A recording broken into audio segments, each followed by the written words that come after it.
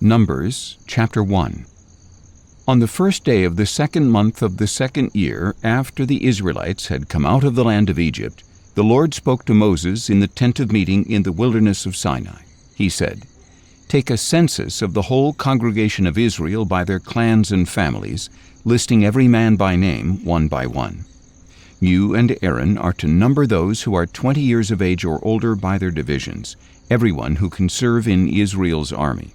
And one man from each tribe, the head of each family, must be there with you. These are the names of the men who are to assist you. From the tribe of Reuben, Elizur, son of Shedeur.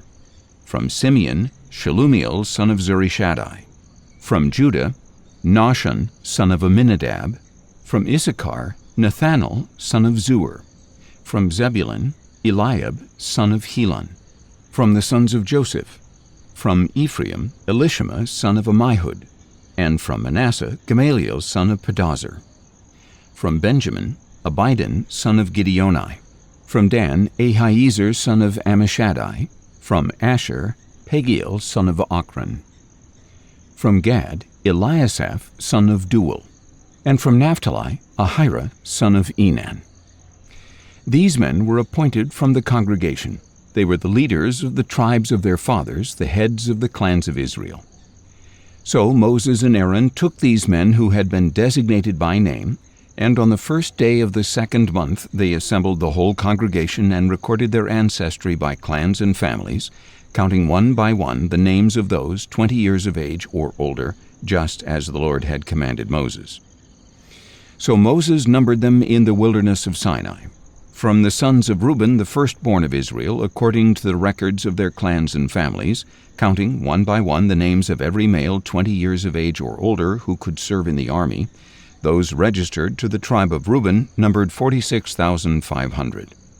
From the sons of Simeon, according to the records of their clans and families, counting one by one the names of every male 20 years of age or older who could serve in the army, those registered to the tribe of Simeon numbered 59,300. From the sons of Gad, according to the records of their clans and families, counting the names of all those 20 years of age or older who could serve in the army, those registered to the tribe of Gad numbered 45,650. From the sons of Judah, according to the records of their clans and families, counting the names of all those 20 years of age or older who could serve in the army, those registered to the tribe of Judah numbered 74,600. From the sons of Issachar, according to the records of their clans and families, counting the names of all those 20 years of age or older who could serve in the army, those registered to the tribe of Issachar numbered 54,400. From the sons of Zebulun, according to the records of their clans and families, counting the names of all those 20 years of age or older who could serve in the army, those registered to the tribe of Zebulun numbered 57,400. From the sons of Joseph, from the sons of Ephraim, according to the records of their clans and families, counting the names of all those 20 years of age or older who could serve in the army, those registered to the tribe of Ephraim numbered 40,500. And from the sons of Manasseh, according to the records of their clans and families, counting the names of all those 20 years of age or older who could serve in the army, those registered to the tribe of Manasseh numbered 32,200. From the sons of Benjamin, according to the records of their clans and families, counting the names of all those 20 years of age or older who could serve in the army, those registered to the tribe of Benjamin numbered 35,400. From the sons of Dan, according to the records of their clans and families, counting the names of all those 20 years of age or older who could serve in the army, those registered to the tribe of Dan numbered 62,700. From the sons of Asher, according to the records of their clans and families, counting the names of all those 20 years of age or older who could serve in the army, those registered to the tribe of Asher numbered 41,500. From the sons of Naphtali, according to the records of their clans and families, counting the names of all those 20 years of age or older who could serve in the army, those registered to the tribe of Naphtali numbered 53,400. These were the men numbered by Moses and Aaron with the assistance of the 12 leaders of Israel, each one representing his family. So all the Israelites 20 years of age or older who could serve in Israel's army were counted according to their families, and all those counted totaled 603,550. The Levites, however, were not numbered along with them by the tribe of their fathers, for the Lord had said to Moses, "Do not number the tribe of Levi in the census with the other Israelites. Instead, you are to appoint the Levites over the tabernacle of the testimony, all its furnishings, and everything in it. They shall carry the tabernacle and all its articles, care for it, and camp around it. Whenever the tabernacle is to move, the Levites are to take it down, and whenever it is to be pitched, the Levites are to set it up. Any outsider who goes near it must be put to death. The Israelites are to camp by their divisions, each man in his own camp and under his own standard. But the Levites are to camp around the tabernacle of the testimony and watch over it, so that no wrath will fall on the congregation of Israel. So the Levites are responsible for the tabernacle of the testimony. Thus the Israelites did everything just as the Lord had commanded Moses. Numbers chapter 2. Then the Lord said to Moses and Aaron, "The Israelites are to camp around the tent of meeting at a distance from it, each man under his standard with the banners of his family. On the east side toward the sunrise, the divisions of Judah are to camp under their standard. The leader of the descendants of Judah is Nahshon, son of Amminadab, and his division numbers 74,600. The tribe of Issachar will camp next to it. The leader of the Issacharites is Nethanel, son of Zuar, and his division numbers 54,400. Next will be the tribe of Zebulun. The leader of the Zebulunites is Eliab, son of Helon, and his division numbers 57,400. The total number of men in the divisions of the camp of Judah is 186,400. They shall set out first. On the south side, the divisions of Reuben are to camp under their standard. The leader of the Reubenites is Elizur, son of Shedeur, and his division numbers 46,500. The tribe of Simeon will camp next to it. The leader of the Simeonites is Shelumiel, son of Zurishaddai, and his division numbers 59,300. Next will be the tribe of Gad. The leader of the Gadites is Eliasaph, son of Duel, and his division numbers 45,650. The total number of men in the divisions of the camp of Reuben is 151,450. They shall set out second.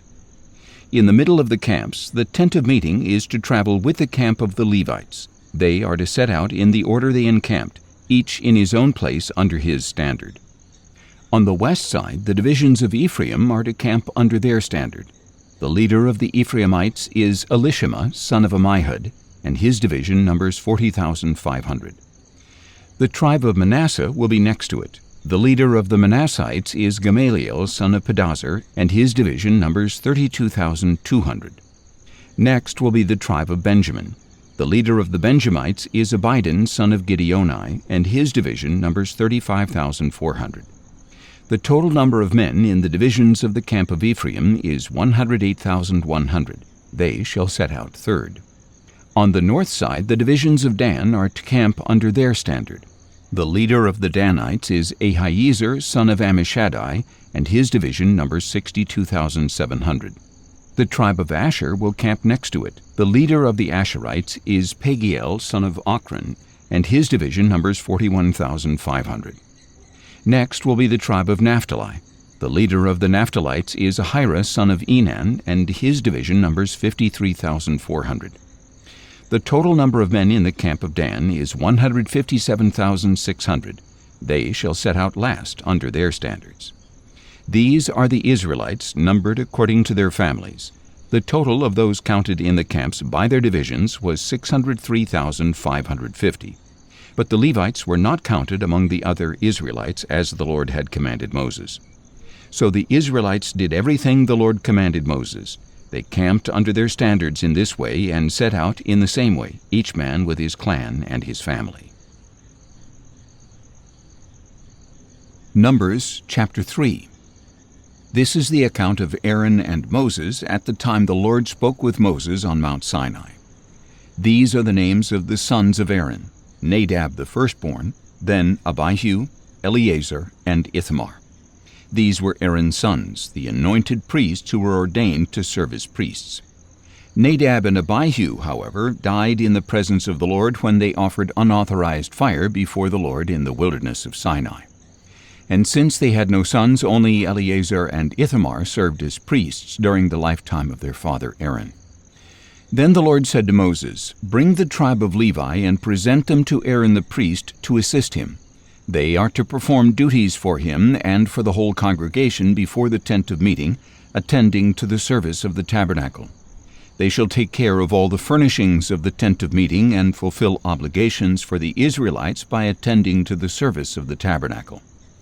Assign the Levites to Aaron and his sons. They have been given exclusively to him from among the Israelites. So you shall appoint Aaron and his sons to carry out the duties of the priesthood, but any outsider who approaches the tabernacle must be put to death." Again the Lord spoke to Moses, saying, "Behold, I have taken the Levites from among the children of Israel in place of every firstborn Israelite from the womb. The Levites belong to me, for all the firstborn are mine. On the day I struck down every firstborn in the land of Egypt, I consecrated to myself all the firstborn in Israel, both man and beast. They are mine. I am the Lord." Then the Lord spoke to Moses in the wilderness of Sinai, saying, "Number the Levites by their families and clans. You are to count every male a month old or more." So Moses numbered them according to the word of the Lord, as he had been commanded. These were the sons of Levi by name: Gershon, Kohath, and Merari. These were the names of the sons of Gershon by their clans: Libni and Shimei. The sons of Kohath by their clans were Amram, Izhar, Hebron, and Uzziel. And the sons of Merari by their clans were Mahli and Mushi. These were the clans of the Levites according to their families. From Gershon came the Libnite clan and the Shimeite clan. These were the Gershonite clans. The number of all the males a month old or more was 7,500. The Gershonite clans were to camp on the west behind the tabernacle, and the leader of the families of the Gershonites was Eliasaph, son of Lael. The duties of the Gershonites at the tent of meeting were the tabernacle and tent, its covering, the curtain for the entrance to the tent of meeting, the curtains of the courtyard, the curtain for the entrance to the courtyard that surrounds the tabernacle and altar, and the cords, all the service for these items. From Kohath came the clans of the Amramites, the Izharites, the Hebronites, and the Uzzielites. These were the clans of the Kohathites. The number of all the males a month old or more was 8,600. They were responsible for the duties of the sanctuary. The clans of the Kohathites were to camp on the south side of the tabernacle, and the leader of the families of the Kohathites was Elizaphan, son of Uzziel. Their duties were the ark, the table, the lampstand, the altars, the articles of the sanctuary used with them, and the curtain, all the service for these items. The chief of the leaders of the Levites was Eleazar, son of Aaron the priest. He oversaw those responsible for the duties of the sanctuary. From Merari came the clans of the Mahlites and Mushites. These were the Merarite clans. The number of all the males a month old or more was 6,200. The leader of the families of the Merarites was Zuriel, son of Abihail. They were to camp on the north side of the tabernacle. The duties assigned to the sons of Merari were the tabernacle's frames, crossbars, posts, bases, and all its equipment, all the service for these items, as well as the posts of the surrounding courtyard with their bases, tent pegs, and ropes. Moses, Aaron, and Aaron's sons were to camp to the east of the tabernacle toward the sunrise before the tent of meeting. They were to perform the duties of the sanctuary as a service on behalf of the Israelites, but any outsider who approached the sanctuary was to be put to death. The total number of Levites that Moses and Aaron counted by their clans at the Lord's command, including all the males a month old or more, was 22,000. Then the Lord said to Moses, "Number every firstborn male of the Israelites a month old or more, and list their names. You are to take the Levites for me, I am the Lord, in place of all the firstborn of Israel, and the livestock of the Levites in place of all the firstborn of the livestock of the Israelites." So Moses numbered all the firstborn of the Israelites as the Lord had commanded him. The total number of the firstborn males a month old or more listed by name was 22,273. Again the Lord spoke to Moses, saying, Take the Levites in place of all the firstborn of Israel, and the livestock of the Levites in place of their livestock. The Levites belong to me. I am the Lord. To redeem the 273 firstborn Israelites who outnumber the Levites, you are to collect 5 shekels for each one, according to the sanctuary shekel of 20 gerahs. Give the money to Aaron and his sons as the redemption price for the excess among the Israelites. So Moses collected the redemption money from those in excess of the number redeemed by the Levites. He collected the money from the firstborn of the Israelites, 1,365 shekels according to the sanctuary shekel. And Moses gave the redemption money to Aaron and his sons in obedience to the word of the Lord, just as the Lord had commanded him. Numbers chapter 4. Then the Lord said to Moses and Aaron, Take a census of the Kohathites among the Levites by their clans and families, men from 30 to 50 years old, everyone who is qualified to serve in the work at the tent of meeting. This service of the Kohathites at the tent of meeting regards the most holy things. Whenever the camp sets out, Aaron and his sons are to go in, take down the veil of the curtain, and cover the ark of the testimony with it. They are to place over this a covering of fine leather, spread a solid blue cloth over it, and insert its poles. Over the table of the presence they are to spread a blue cloth and place the plates and cups on it, along with the bowls and pitchers for the drink offering. The regular bread offering is to remain on it, and they shall spread a scarlet cloth over them, cover them with fine leather, and insert the poles.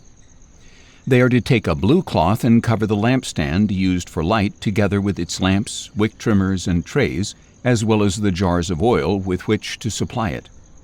Then they shall wrap it and all its utensils inside a covering of fine leather and put it on the carrying frame. Over the gold altar they are to spread a blue cloth, cover it with fine leather, and insert the poles. They are to take all the utensils for serving in the sanctuary, place them in a blue cloth, cover them with fine leather, and put them on the carrying frame. Then they shall remove the ashes from the bronze altar, spread a purple cloth over it, and place on it all the vessels used to serve there, the fire pans, meat forks, shovels, and sprinkling bowls, all the equipment of the altar. They are to spread over it a covering of fine leather and insert the poles. When Aaron and his sons have finished covering the holy objects and all their equipment, as soon as the camp is ready to move, the Kohathites shall come and do the carrying, but they must not touch the holy objects or they will die. These are the transportation duties of the Kohathites regarding the tent of meeting. Eleazar, son of Aaron the priest, shall oversee the oil for the light, the fragrant incense, the daily grain offering, and the anointing oil. He has oversight of the entire tabernacle and everything in it, including the holy objects and their utensils. Then the Lord said to Moses and Aaron, Do not allow the Kohathite tribal clans to be cut off from among the Levites. In order that they may live and not die when they come near the most holy things, do this for them. Aaron and his sons are to go in and assign each man his task and what he is to carry. But the Kohathites are not to go in and look at the holy objects even for a moment, or they will die.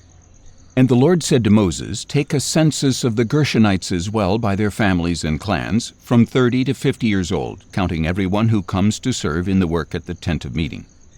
This is the service of the Gershonite clans regarding work and transport. They are to carry the curtains of the tabernacle, the tent of meeting with a covering of fine leather over it, the curtains for the entrance to the tent of meeting, the curtains of the courtyard, and the curtains for the entrance at the gate of the courtyard that surrounds the tabernacle and altar, along with their ropes and all the equipment for their service. The Gershonites will do all that needs to be done with these items. All the service of the Gershonites, all their transport duties and other work, is to be done at the direction of Aaron and his sons. You are to assign to them all that they are responsible to carry. This is the service of the Gershonite clans at the tent of meeting, and their duties shall be under the direction of Ithamar, son of Aaron the priest.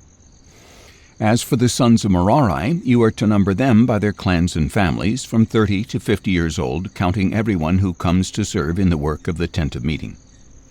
This is the duty for all their service at the tent of meeting: to carry the frames of the tabernacle with its crossbars, posts, and bases, and the posts of the surrounding courtyard with their bases, tent pegs, and ropes, including all their equipment and everything related to their use. You shall assign by name the items that they are responsible to carry. This is the service of the Merarite clans according to all their work at the tent of meeting under the direction of Ithamar, son of Aaron the priest. So Moses, Aaron, and the leaders of the congregation numbered the Kohathites by their clans and families, everyone from 30 to 50 years old who came to serve in the work at the tent of meeting. And those numbered by their clans totaled 2,750. These were counted from the Kohathite clans, everyone who could serve at the tent of meeting. Moses and Aaron numbered them according to the command of the Lord through Moses. Then the Gershonites were numbered by their clans and families, everyone from 30 to 50 years old who came to serve in the work at the tent of meeting. And those numbered by their clans and families totaled 2,630. These were counted from the Gershonite clans who served at the tent of meeting, whom Moses and Aaron counted at the Lord's command. And the Merarites were numbered by their clans and families, everyone from 30 to 50 years old who came to serve in the work at the tent of meeting.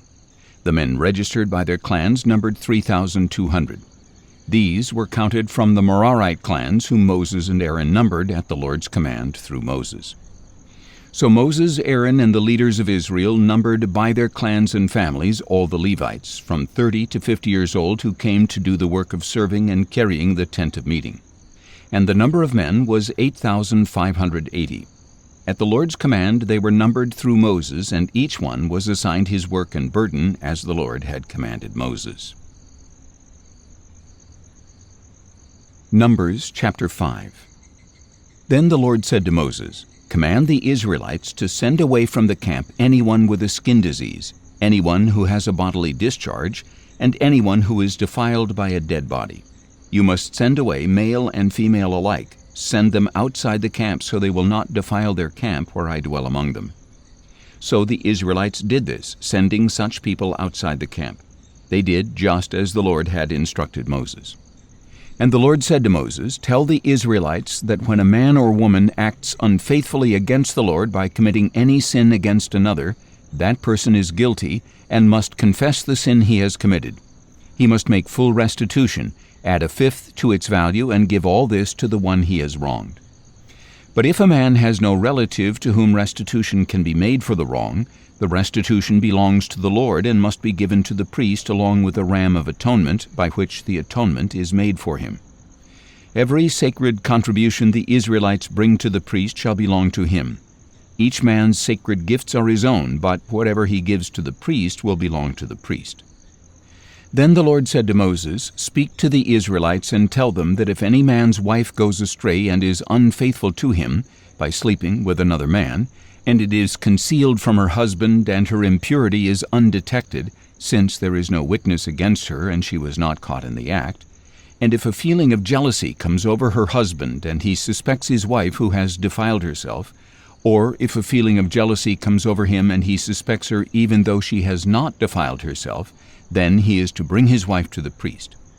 He must also bring for her an offering of 1/10 of an ephah of barley flour. He is not to pour oil over it or put frankincense on it, because it is a grain offering for jealousy, an offering of memorial as a reminder of iniquity. The priest is to bring the wife forward and have her stand before the Lord. Then he is to take some holy water in a clay jar and put some of the dust from the tabernacle floor into the water. After the priest has the woman stand before the Lord, he is to let down her hair and place in her hands the grain offering of memorial, which is the grain offering for jealousy. The priest is to hold the bitter water that brings a curse, and he is to put the woman under oath and say to her, "If no other man has slept with you, and you have not gone astray and become defiled while under your husband's authority, may you be immune to this bitter water that brings a curse. But if you have gone astray while under your husband's authority and have defiled yourself and lain carnally with a man other than your husband," and the priest shall have the woman swear under the oath of the curse, "then may the Lord make you an attested curse among your people by making your thigh shrivel and your belly swell. May this water that brings a curse enter your stomach and cause your belly to swell and your thigh to shrivel." Then the woman is to say, "Amen, Amen."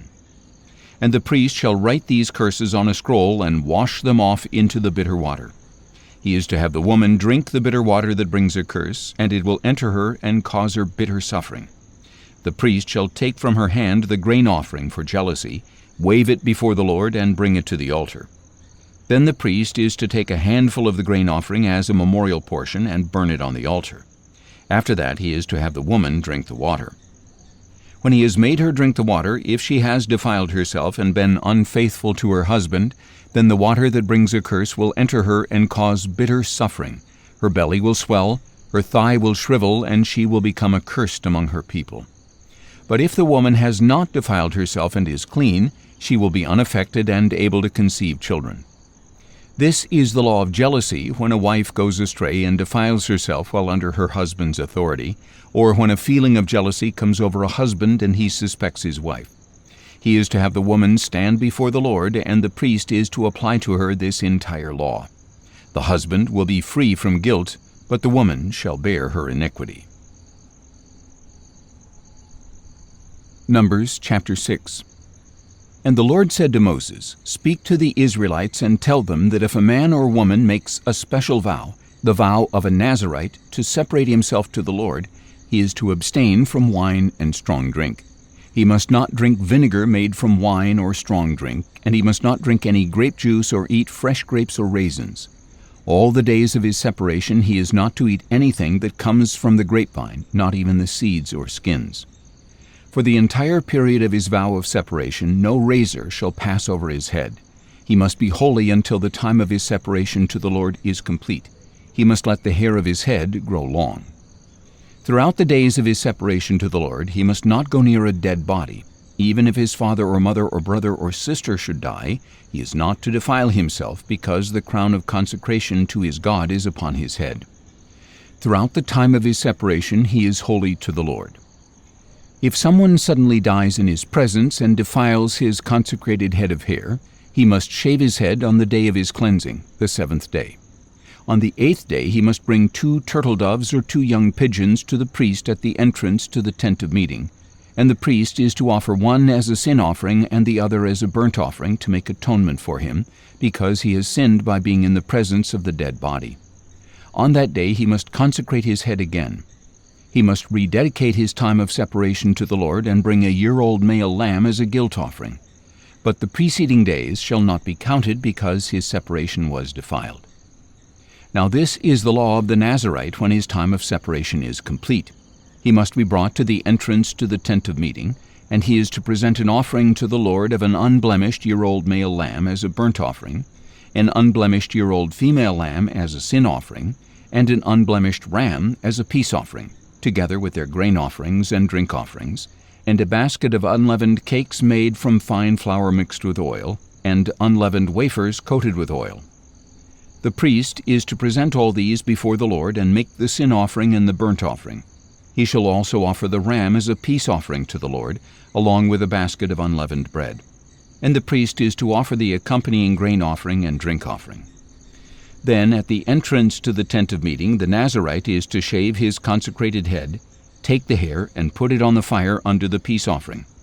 And the priest is to take the boiled shoulder from the ram, 1 unleavened cake from the basket, and 1 unleavened wafer, and put them into the hands of the Nazirite who has just shaved the hair of his consecration. The priest shall then wave them as a wave offering before the Lord. This is a holy portion for the priest, in addition to the breast of the wave offering and the thigh that was presented. After that the Nazirite may drink wine. This is the law of the Nazirite who vows his offering to the Lord for his separation, in addition to whatever else he can afford. He must fulfill whatever vow he makes according to the law of his separation.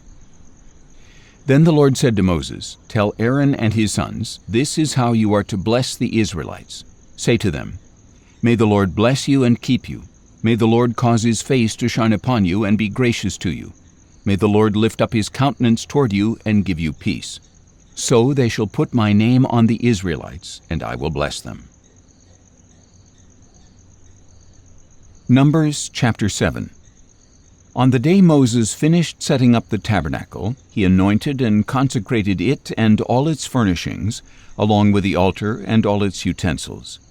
And the leaders of Israel, the heads of their families, presented an offering. These men were the tribal leaders who had supervised the registration. They brought as their offering before the Lord 6 covered carts and 12 oxen, an ox from each leader and a cart from every 2 leaders, and presented them before the tabernacle. And the Lord said to Moses, "Accept these gifts from them, that they may be used in the work of the tent of meeting, and give them to the Levites, to each man according to his service." So Moses took the carts and oxen and gave them to the Levites. He gave the Gershonites 2 carts and 4 oxen, as their service required, and he gave the Merarites 4 carts and 8 oxen, as their service required, all under the direction of Ithamar, son of Aaron the priest. But he did not give any to the Kohathites, since they were to carry on their shoulders the holy objects for which they were responsible. When the altar was anointed, the leaders approached with their offerings for its dedication and presented them before the altar. And the Lord said to Moses, "Each day 1 leader is to present his offering for the dedication of the altar." On the first day, Nahshon, son of Amminadab, from the tribe of Judah, drew near with his offering. His offering was 1 silver platter weighing 130 shekels, and 1 silver bowl weighing 70 shekels, both according to the sanctuary shekel, and filled with fine flour mixed with oil for a grain offering. 1 gold dish weighing 10 shekels filled with incense, 1 young bull, 1 ram, and 1 male lamb a year old for a burnt offering, 1 male goat for a sin offering, and a peace offering of 2 oxen, 5 rams, 5 male goats, and 5 male lambs a year old. This was the offering of Nahshon, son of Amminadab. On the second day, Nethanel, son of Zuar, the leader of Issachar, drew near. The offering he presented was 1 silver platter weighing 130 shekels and 1 silver bowl weighing 70 shekels, both according to the sanctuary shekel, and filled with fine flour mixed with oil for a grain offering, 1 gold dish weighing 10 shekels filled with incense, 1 young bull, 1 ram, and 1 male lamb a year old for a burnt offering, 1 male goat for a sin offering, and a peace offering of 2 oxen, 5 rams, 5 male goats, and 5 male lambs a year old. This was the offering of Nethanel, son of Zuar.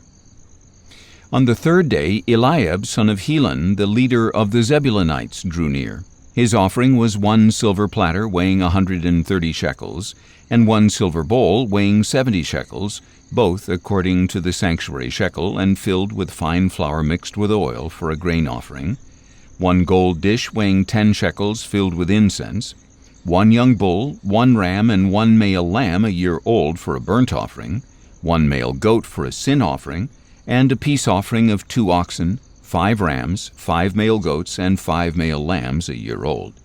This was the offering of Eliab, son of Helon. On the fourth day, Eliezer, son of Shedeur, the leader of the Reubenites, drew near.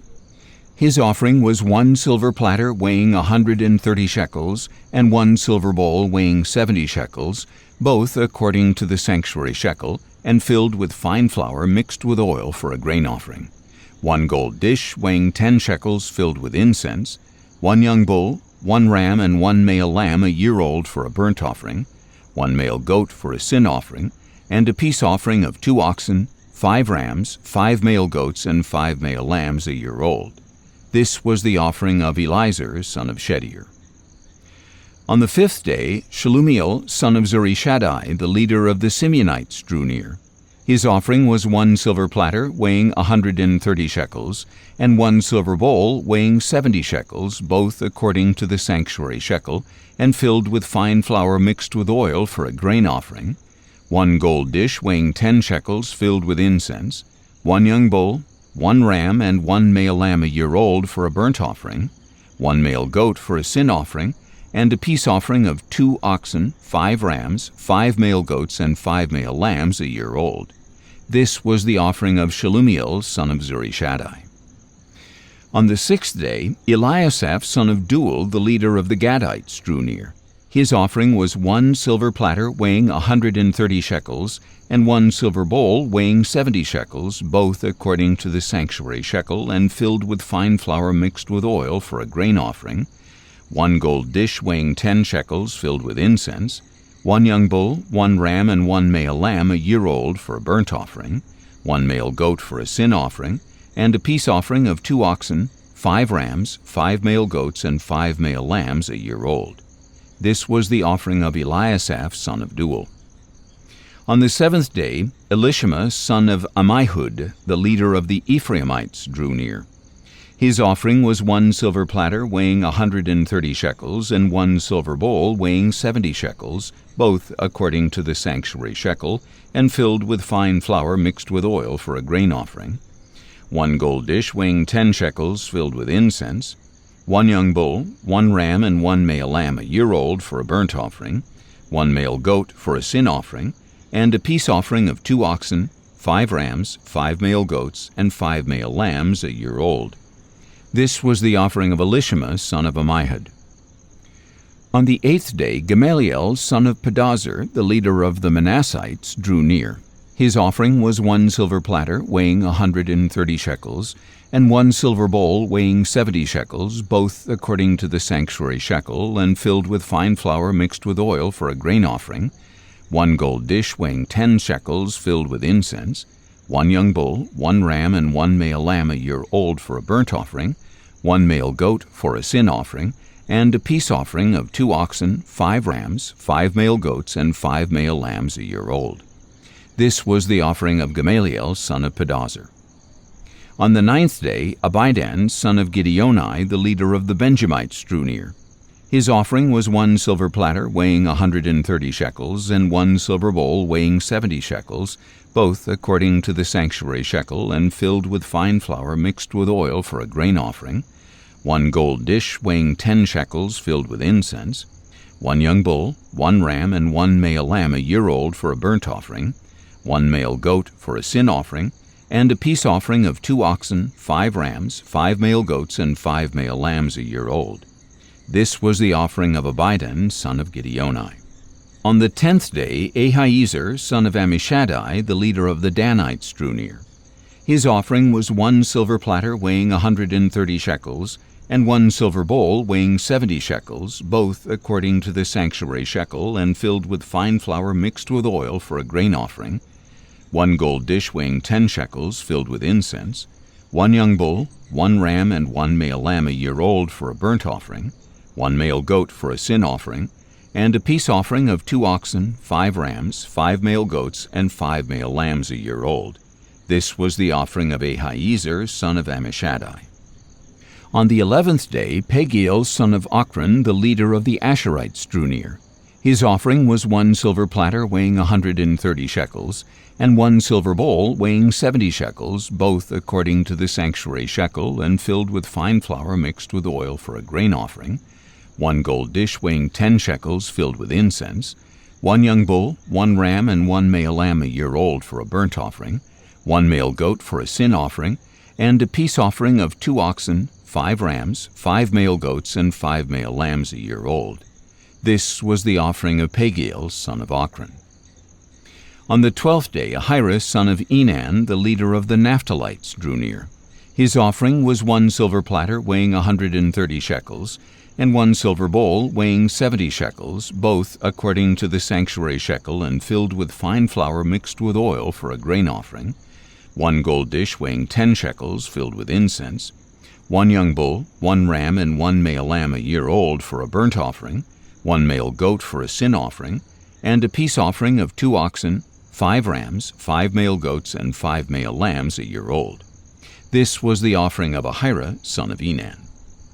So these were the offerings from the leaders of Israel for the dedication of the altar when it was anointed: 12 silver platters, 12 silver bowls, and 12 gold dishes. Each silver platter weighed 130 shekels, and each silver bowl 70 shekels. The total weight of the silver articles was 2,400 shekels, according to the sanctuary shekel. The 12 gold dishes filled with incense weighed 10 shekels each, according to the sanctuary shekel. The total weight of the gold dishes was 120 shekels. All the livestock for the burnt offering totaled 12 bulls, 12 rams, and 12 male lambs a year old, together with their grain offerings, and 12 male goats for the sin offering. All the livestock sacrificed for the peace offering totaled 24 bulls, 60 rams, 60 male goats, and 60 male lambs a year old. This was the dedication offering for the altar after it was anointed.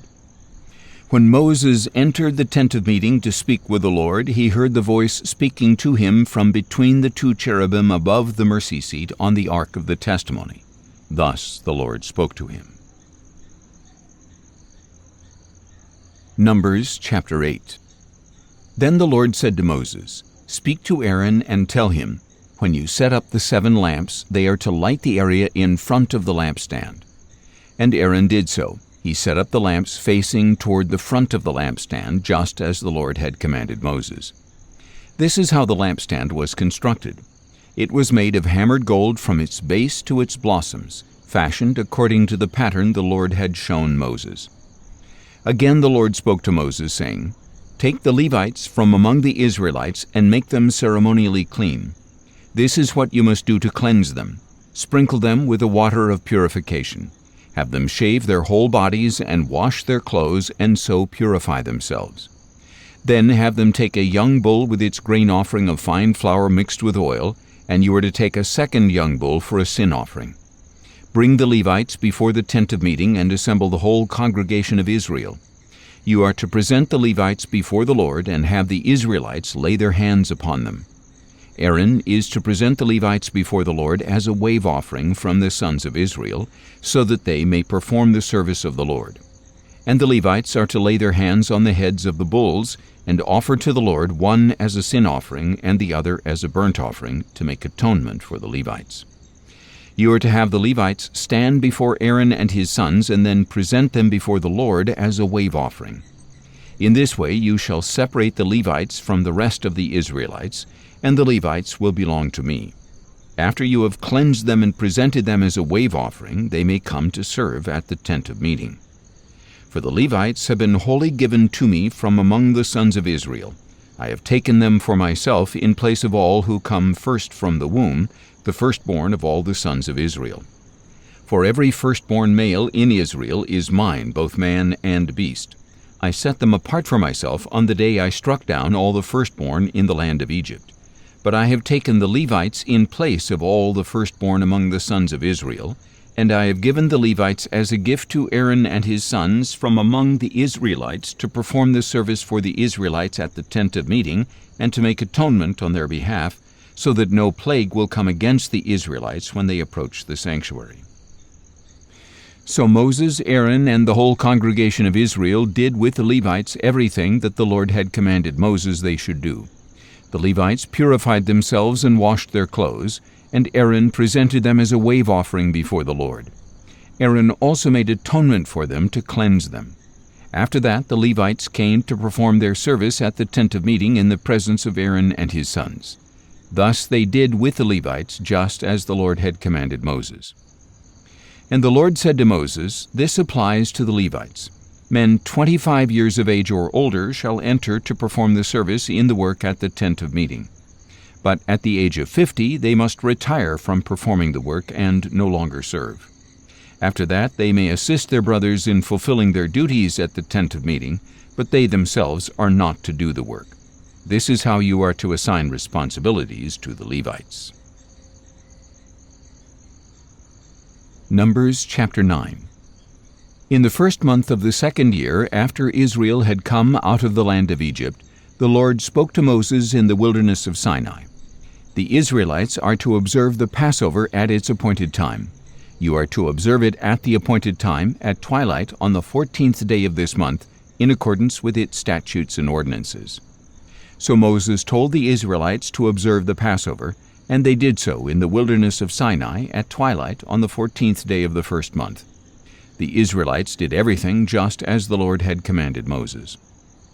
But there were some men who were unclean due to a dead body, so they could not observe the Passover on that day, and they came before Moses and Aaron that same day and said to Moses, "We are unclean because of a dead body.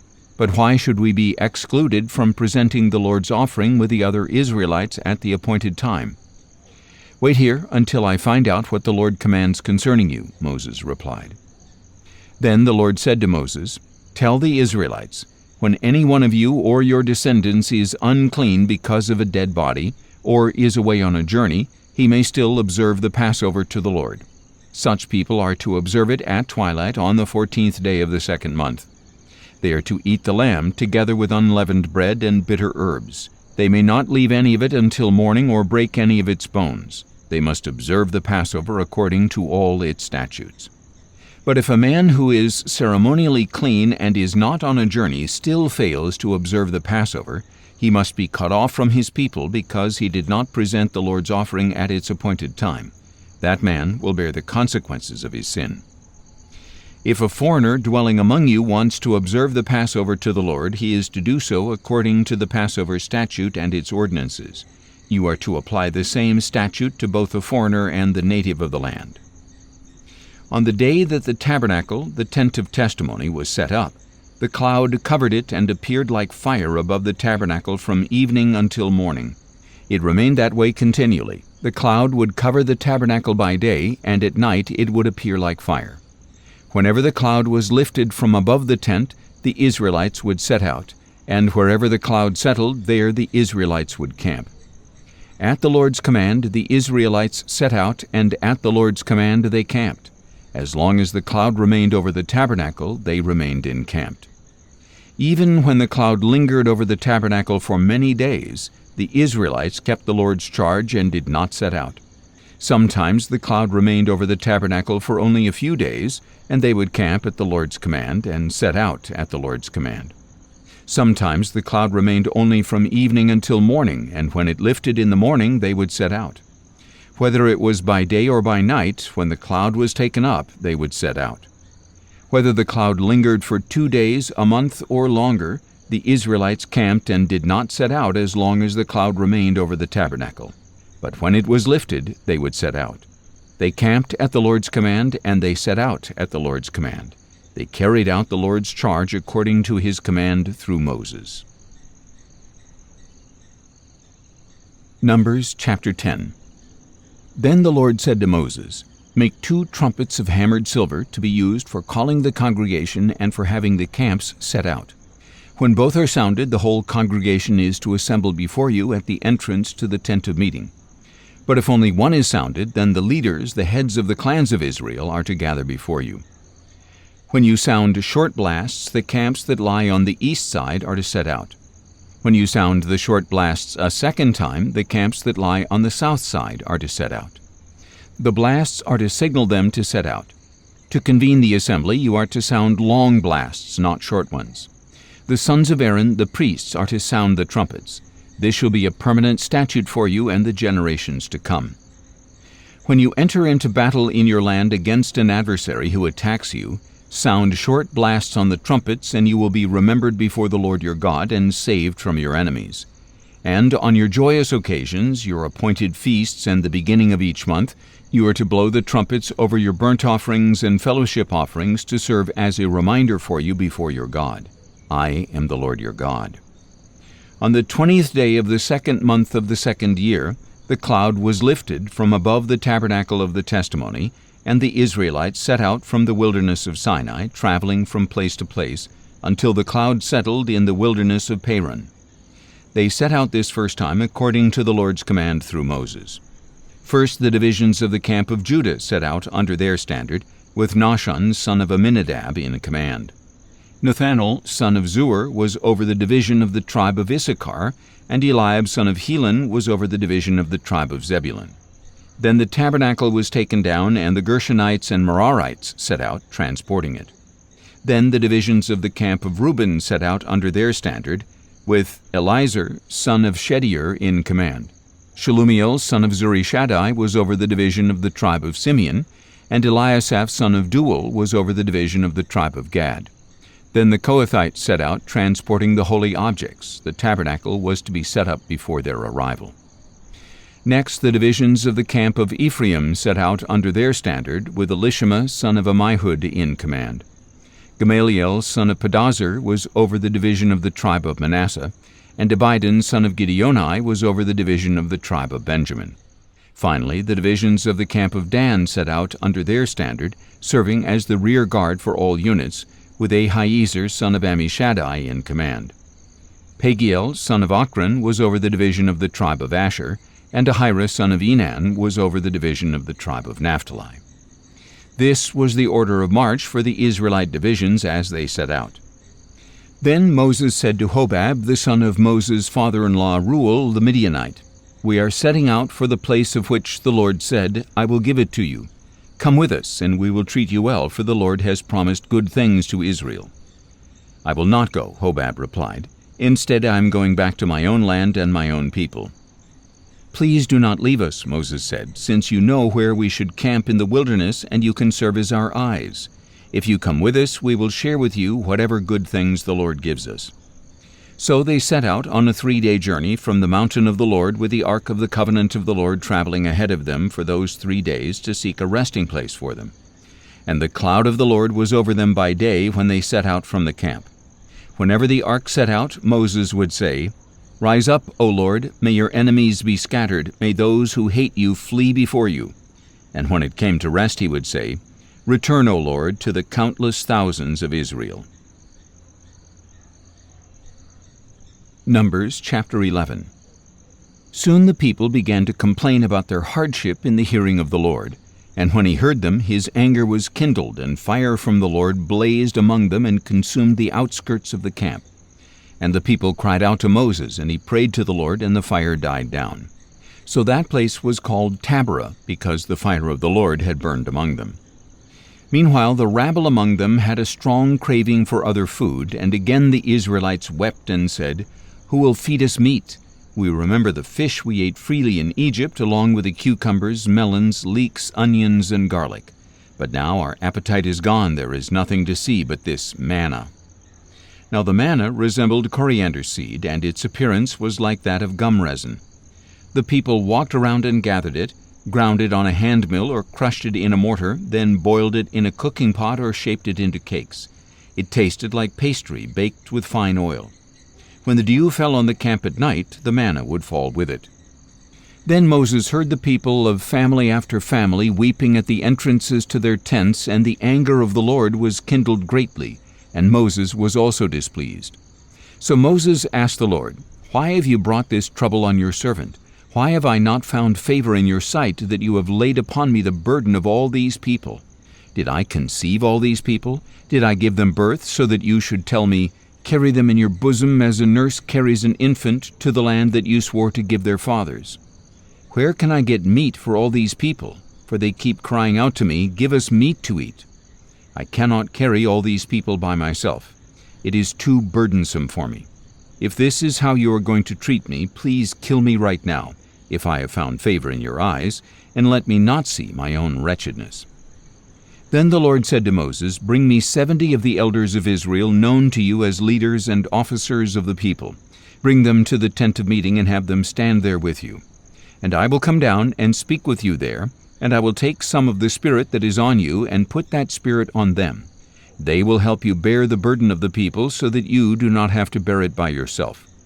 And say to the people, 'Consecrate yourselves for tomorrow, and you will eat meat, because you have cried out in the hearing of the Lord, saying, Who will feed us meat?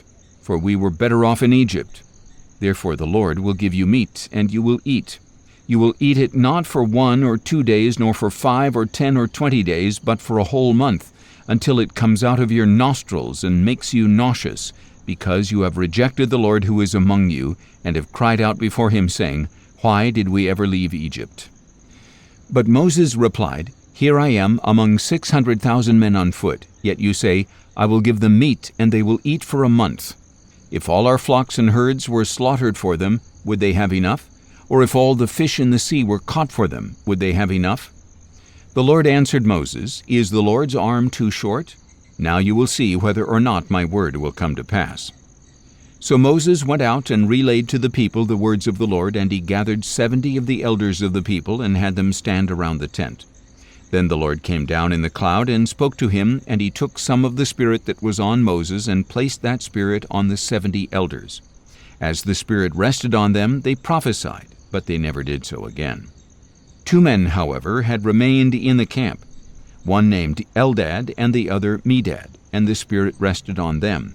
They were among those listed, but they had not gone out to the tent, and they prophesied in the camp. A young man ran and reported to Moses, "Eldad and Medad are prophesying in the camp." Joshua son of Nun, the attendant to Moses since youth, spoke up and said, "Moses, my lord, stop them." But Moses replied, "Are you jealous on my account? I wish that all the Lord's people were prophets, and that the Lord would place his Spirit on them."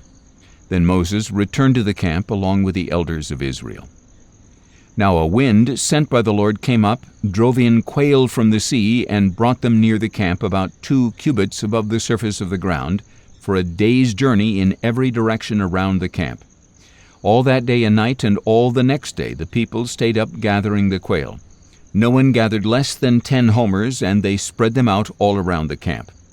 But while the meat was still between their teeth before it was chewed, the anger of the Lord burned against the people, and the Lord struck them with a severe plague. So they called that place Kibroth-Hattaavah, because there they buried the people who had craved other food. From Kibroth-Hattaavah the people moved on to Hazereth, where they remained for some time. Numbers chapter 12. Then Miriam and Aaron criticized Moses because of the Cushite woman he had married, for he had taken a Cushite wife. "Does the Lord speak only through Moses?" they said. "Does he not also speak through us?" And the Lord heard this. Now Moses was a very humble man, more so than any man on the face of the earth. And suddenly the Lord said to Moses, Aaron, and Miriam, "You 3 come out to the tent of meeting." So the 3 went out. And the Lord came down in a pillar of cloud, stood at the entrance to the tent, and summoned Aaron and Miriam. When both of them had stepped forward, he said, "Hear now my words. If there is a prophet among you, I, the Lord, will reveal myself to him in a vision. I will speak to him in a dream. But this is not so with my servant Moses. He is faithful in all my house. I speak with him face to face, clearly, and not in riddles. He sees the form of the Lord. Why then were you unafraid to speak against my servant Moses?" So the anger of the Lord burned against them, and he departed.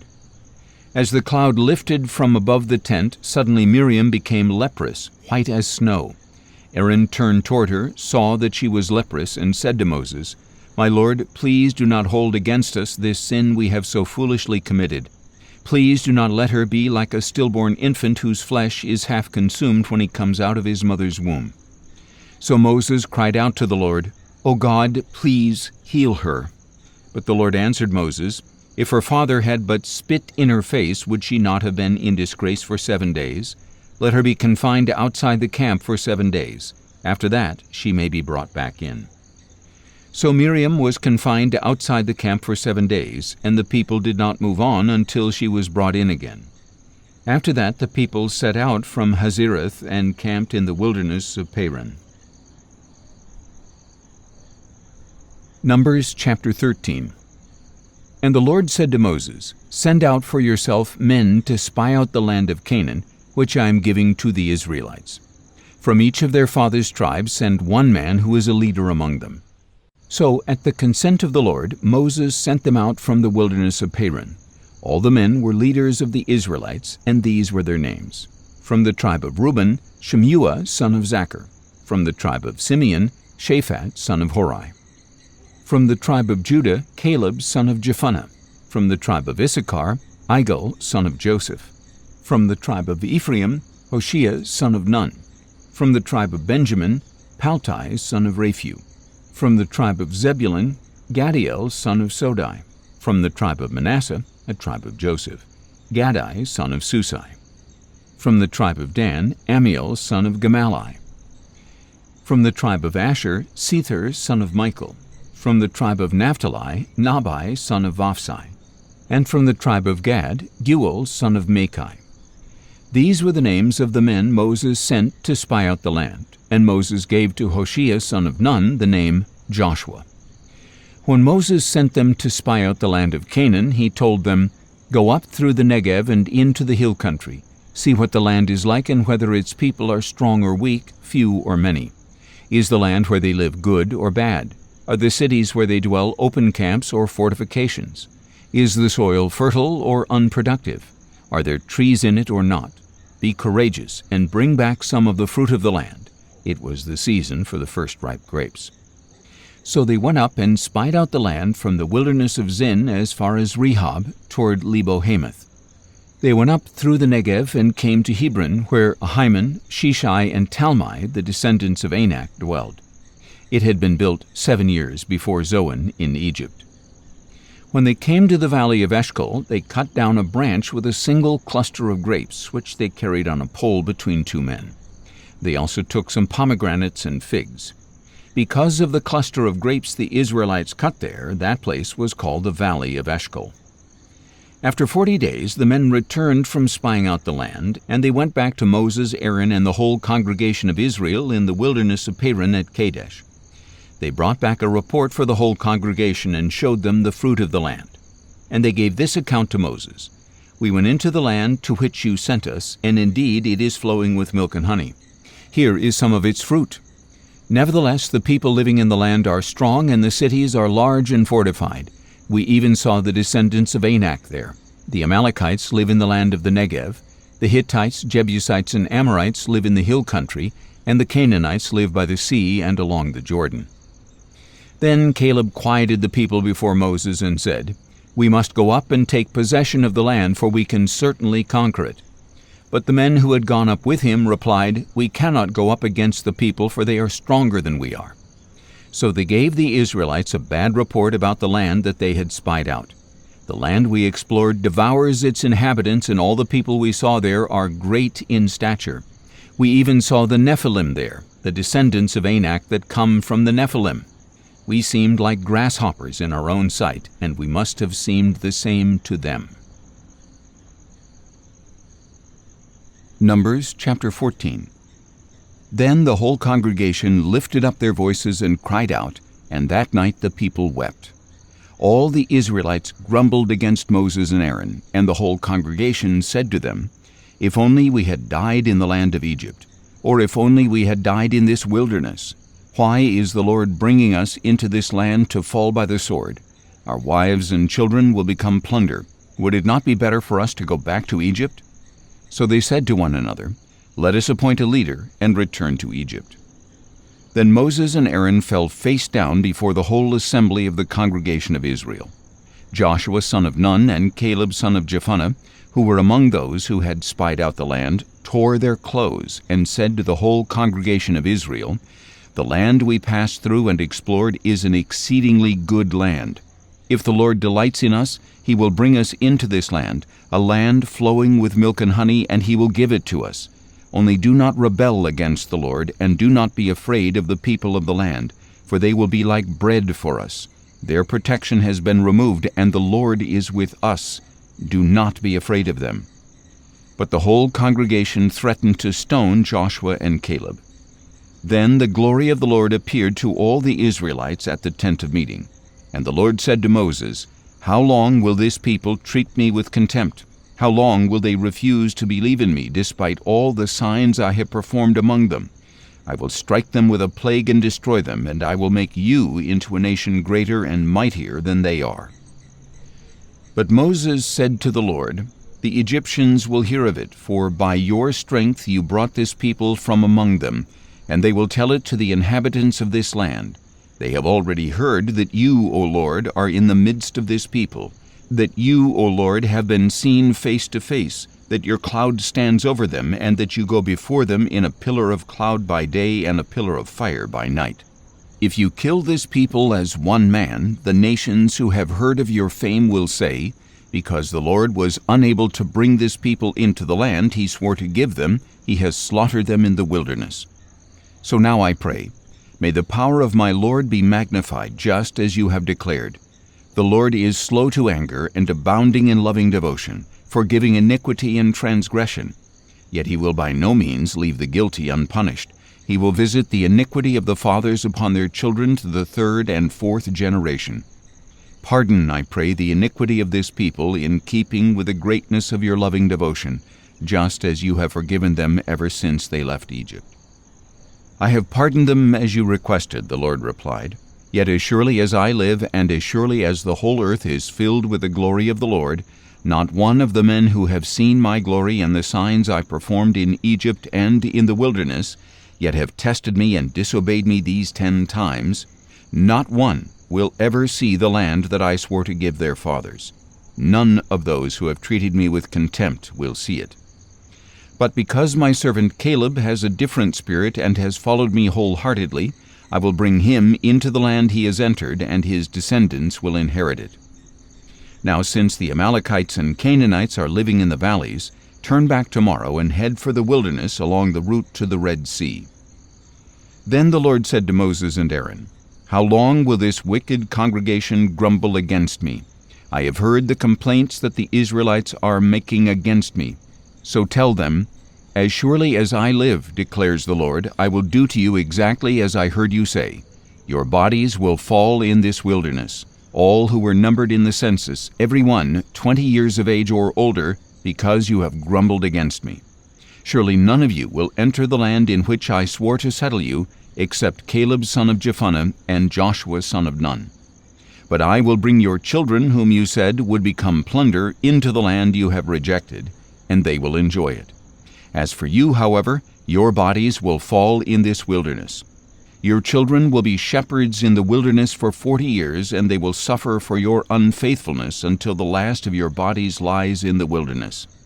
In keeping with the 40 days you spied out the land, you shall bear your guilt 40 years, a year for each day, and you will experience my alienation. I, the Lord, have spoken, and I will surely do these things to this entire wicked congregation which has conspired against me. They will meet their end in the wilderness, and there they will die." So the men Moses had sent to spy out the land, who had returned and made the whole congregation grumble against him by bringing out a bad report about the land, those men who had brought out the bad report about the land were struck down by a plague before the Lord. Of those men who had gone to spy out the land, only Joshua son of Nun and Caleb son of Jephunneh remained alive. And when Moses relayed these words to all the Israelites, the people mourned bitterly. Early the next morning they got up and went up toward the ridge of the hill country. "We have indeed sinned," they said, "but we will go to the place the Lord has promised." But Moses said, "Why are you transgressing the commandment of the Lord? This will not succeed. Do not go up, lest you be struck down by your enemies, because the Lord is not among you. For there the Amalekites and Canaanites will face you, and you will fall by the sword. Because you have turned away from the Lord, he will not be with you." But they dared to go up to the ridge of the hill country, though neither Moses nor the ark of the covenant of the Lord moved from the camp. Then the Amalekites and Canaanites who lived in that part of the hill country came down, attacked them, and routed them all the way to Hormah. Numbers chapter 15.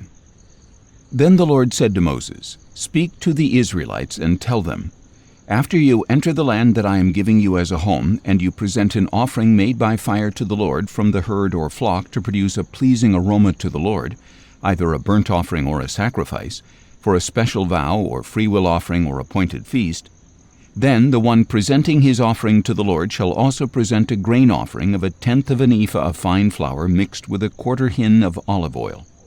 With a burnt offering or sacrifice of each lamb, you are to prepare 1/4 hin of wine as a drink offering. With a ram you are to prepare a grain offering of 2/10 of an ephah of fine flour mixed with 1/3 of a hin of olive oil, and 1/3 of a hin of wine as a drink offering, a pleasing aroma to the Lord. When you prepare a young bull as a burnt offering or sacrifice to fulfill a vow or as a peace offering to the Lord, present with the bull a grain offering of 3/10 of an ephah of fine flour, mixed with 1/2 a hin of olive oil. Also present 1/2 a hin of wine as a drink offering. It is an offering made by fire, a pleasing aroma to the Lord. This is to be done for each bull, ram, lamb, or goat. This is how you must prepare each one, no matter how many. Everyone who is native-born shall prepare these things in this way when he presents an offering made by fire as a pleasing aroma to the Lord.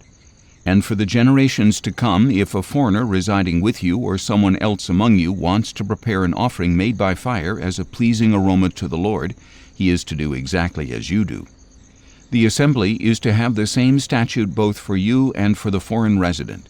It is a permanent statute for the generations to come. You and the foreigner shall be the same before the Lord. The same law and the same ordinance will apply both to you and to the foreigner residing with you. Then the Lord said to Moses, "Speak to the Israelites and tell them, When you enter the land to which I am bringing you, and you eat the food of the land, you shall lift up an offering to the Lord. From the first of your dough you are to lift up a cake as a contribution. Offer it just like an offering from the threshing floor. Throughout your generations you are to give the Lord an offering from the first of your dough. Now, if you stray unintentionally and do not obey all these commandments that the Lord has spoken to Moses, all that the Lord has commanded you through Moses from the day the Lord gave them and continuing through the generations to come, and if it was done unintentionally without the knowledge of the congregation, then the whole congregation is to prepare one young bull as a burnt offering, a pleasing aroma to the Lord, with its grain offering and drink offering according to the regulation, and one male goat as a sin offering. The priest is to make atonement for the whole congregation of Israel, so that they may be forgiven. For the sin was unintentional, and they have brought to the Lord an offering made by fire and a sin offering, presented before the Lord for their unintentional sin. Then the whole congregation of Israel and the foreigners residing among them will be forgiven, since it happened to all the people unintentionally. Also, if one person sins unintentionally, he is to present a year-old female goat as a sin offering, and the priest shall make atonement before the Lord on behalf of the person who erred by sinning unintentionally. And when atonement has been made for him, he will be forgiven. You shall have the same law for the one who acts in error, whether he is a native-born Israelite or a foreigner residing among you. But the person who sins defiantly, whether a native or foreigner, blasphemes the Lord. That person shall be cut off from among his people. He shall certainly be cut off because he has despised the word of the Lord and broken his commandment. His guilt remains on him. While the Israelites were in the wilderness, a man was found gathering wood on the Sabbath day. Those who found the man gathering wood brought him to Moses, Aaron, and the whole congregation, and because it had not been declared what should be done to him, they placed him in custody. And the Lord said to Moses, "The man must surely be put to death. The whole congregation is to stone him outside the camp." So the whole congregation took the man outside the camp and stoned him to death, as the Lord had commanded Moses. Later the Lord said to Moses, "Speak to the Israelites and tell them that throughout the generations to come they are to make for themselves tassels for the corners of their garments, with a blue cord on each tassel. These will serve as tassels for you to look at, so that you may remember all the commandments of the Lord, that you may obey them and not prostitute yourselves by following your own heart and your own eyes. Then you will remember and obey all my commandments, and you will be holy to your God. I am the Lord your God who brought you out of the land of Egypt to be your God. I am the Lord your God." Numbers chapter 16. Now Korah, son of Izhar, the son of Kohath, son of Levi, along with some Reubenites, Dathan and Abiram, sons of Eliab, and On, son of Peleth, conducted a rebellion against Moses along with 250 men of Israel renowned as leaders of the congregation and representatives in the assembly. They came together against Moses and Aaron and told them, "You have taken too much upon yourselves, for everyone in the entire congregation is holy, and the Lord is in their midst. Why then do you exalt yourselves above the assembly of the Lord?" When Moses heard this, he fell face down. Then he said to Korah and all his followers, "Tomorrow morning the Lord will reveal who belongs to him and who is holy, and he will bring that person near to himself. The one he chooses, he will bring near to himself. You, Korah, and all your followers are to do as follows. Take censers, and tomorrow you are to place fire and incense in them in the presence of the Lord. Then the man the Lord chooses will be the one who is holy. It is you, sons of Levi, who have taken too much upon yourselves." Moses also said to Korah, "Now listen, you sons of Levi. Is it not enough for you that the God of Israel has separated you from the congregation of Israel and brought you near to himself to perform the work at the Lord's tabernacle and to stand before the congregation to minister to them? He has brought you near, you and all your fellow Levites, but you are seeking the priesthood as well. Therefore it is you and all your followers who have conspired against the Lord. As for Aaron, who is he that you should grumble against him?" Then Moses summoned Dathan and Abiram, the sons of Eliab. But they said, "We will not come. Is it not enough that you have brought us up out of a land flowing with milk and honey to kill us in the wilderness? Must you also appoint yourself as ruler over us?" Moreover, you have not brought us into a land flowing with milk and honey, or given us an inheritance of fields and vineyards. Will you gouge out the eyes of these men? No, we will not come." Then Moses became very angry and said to the Lord, "Do not regard their offering. I have not taken one donkey from them or mistreated a single one of them." And Moses said to Korah, "You and all your followers are to appear before the Lord tomorrow, you and they and Aaron. Each man is to take his censer, place incense in it, and present it before the Lord, 250 censers. You and Aaron are to present your censers as well." So each man took his censer, put fire and incense in it, and stood with Moses and Aaron at the entrance to the tent of meeting. When Korah had gathered his whole assembly against them at the entrance to the tent of meeting, the glory of the Lord appeared to the whole congregation. And the Lord said to Moses and Aaron, "Separate yourselves from this congregation, so that I may consume them in an instant." But Moses and Aaron fell face down and said, "O God, the God of the spirits of all flesh, when one man sins, will you be angry with the whole congregation?" Then the Lord said to Moses, "Tell the congregation to move away from the dwellings of Korah, Dathan, and Abiram." So Moses got up and went to Dathan and Abiram, and the elders of Israel followed him. And he warned the congregation, "Move away now from the tents of these wicked men. Do not touch anything that belongs to them, or you will be swept away because of all their sins." So they moved away from the dwellings of Korah, Dathan, and Abiram. Meanwhile Dathan and Abiram had come out and stood at the entrances to their tents with their wives and children and infants. Then Moses said, "This is how you will know that the Lord has sent me to do all these things, for it was not my own doing. If these men die a natural death, or if they suffer the fate of all men, then the Lord has not sent me. But if the Lord brings about something unprecedented, and the earth opens its mouth and swallows them and all that belongs to them, so that they go down alive into Sheol, then you will know that these men have treated the Lord with contempt." As soon as Moses had finished saying all this, the ground beneath them split open, and the earth opened its mouth and swallowed them and their households, all Korah's men and all their possessions. They went down alive into Sheol with all they owned. The earth closed over them, and they vanished from the assembly.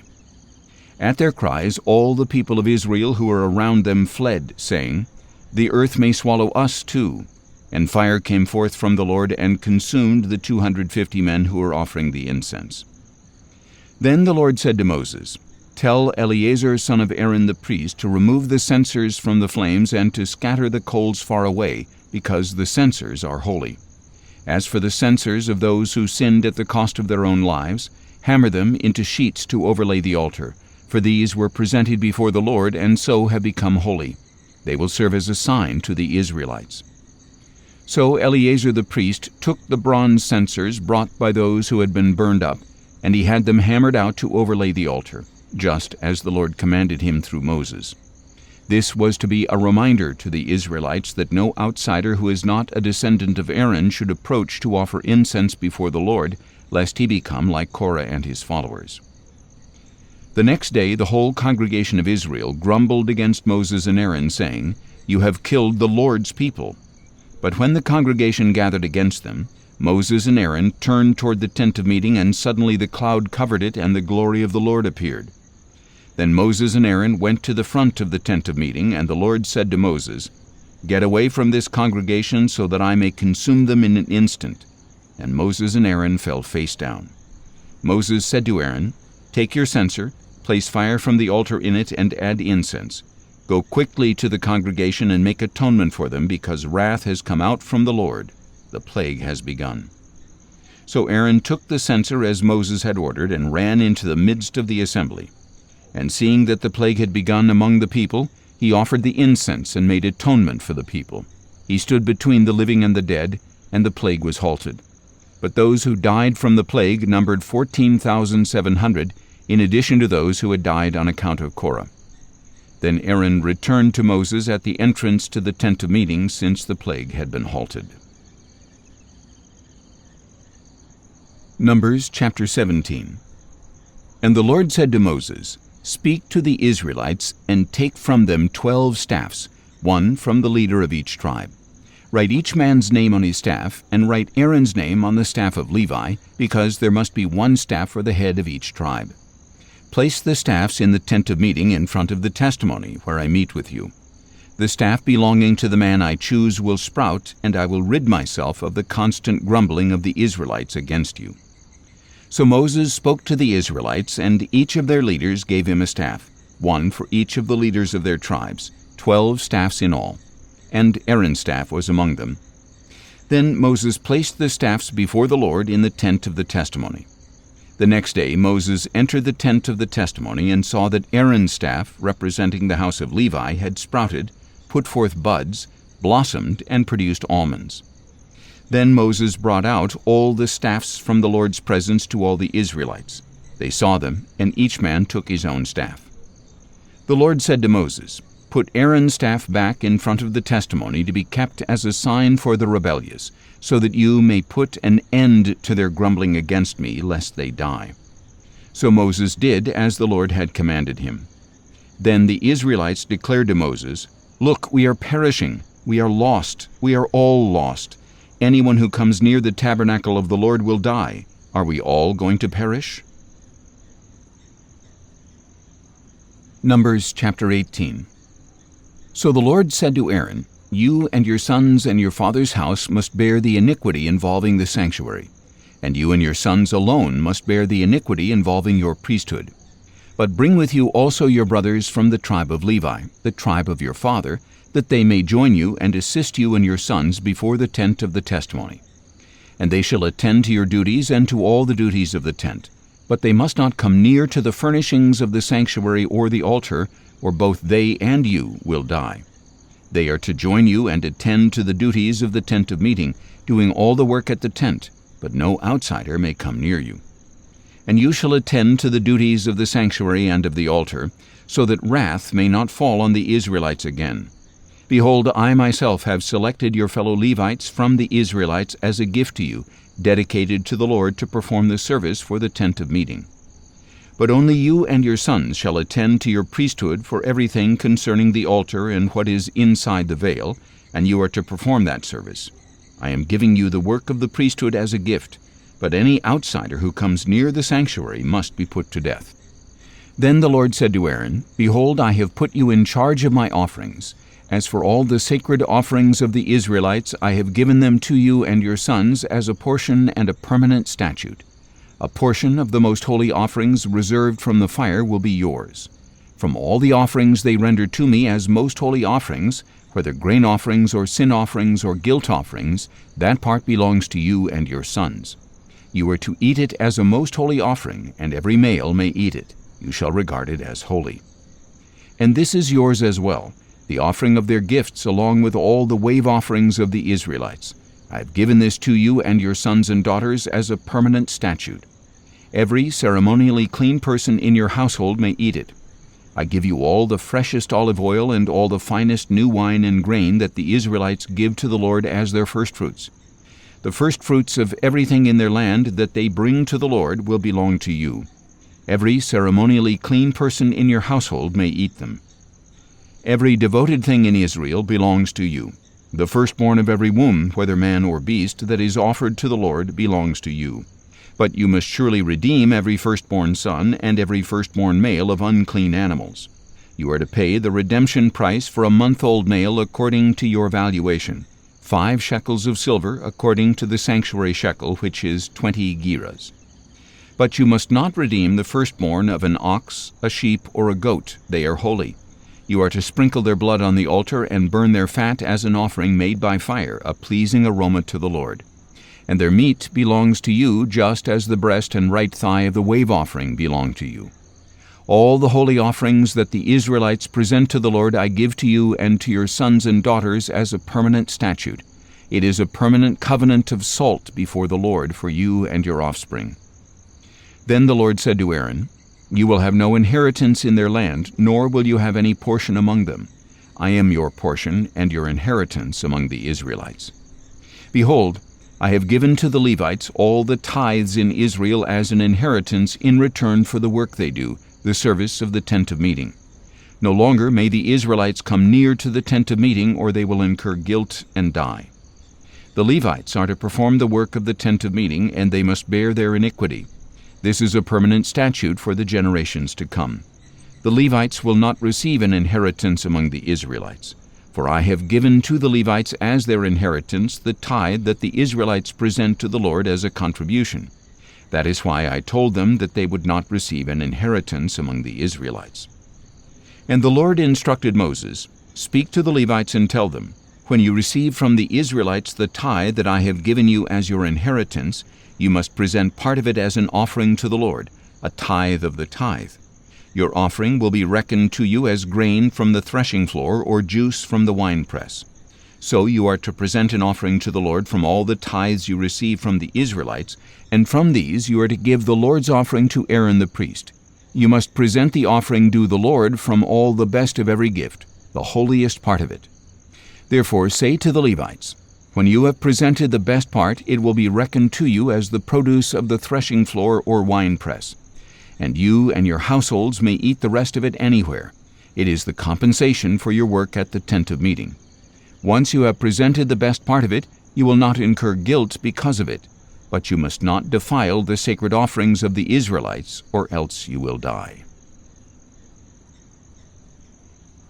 Numbers chapter 19. Then the Lord said to Moses and Aaron, "This is the statute of the law that the Lord has commanded. Instruct the Israelites to bring you an unblemished red heifer that has no defect and has never been placed under a yoke. Give it to Eleazar the priest, and he will have it brought outside the camp and slaughtered in his presence.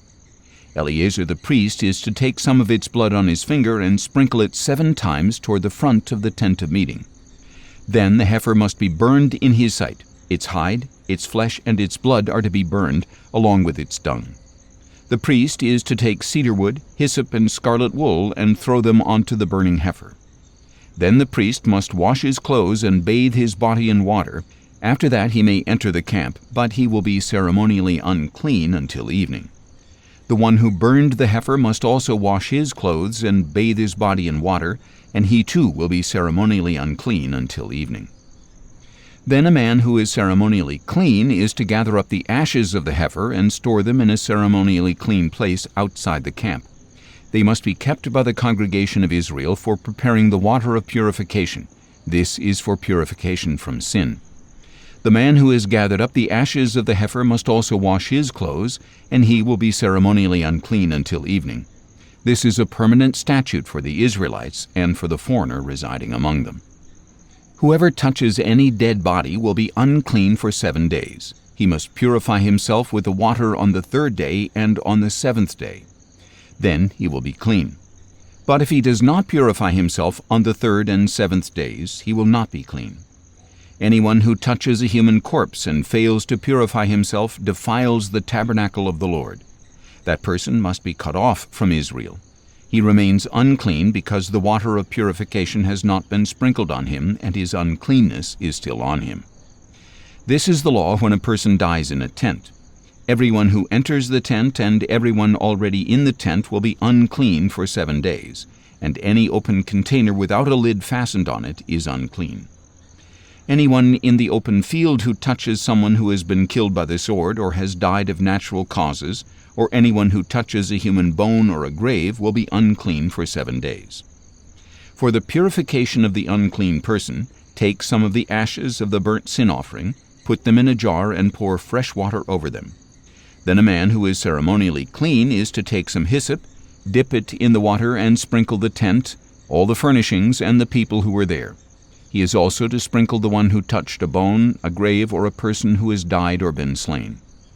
The man who is ceremonially clean is to sprinkle the unclean person on the 3rd day and on the 7th day. After he purifies the unclean person on the 7th day, the one being cleansed must wash his clothes and bathe in water, and that evening he will be clean.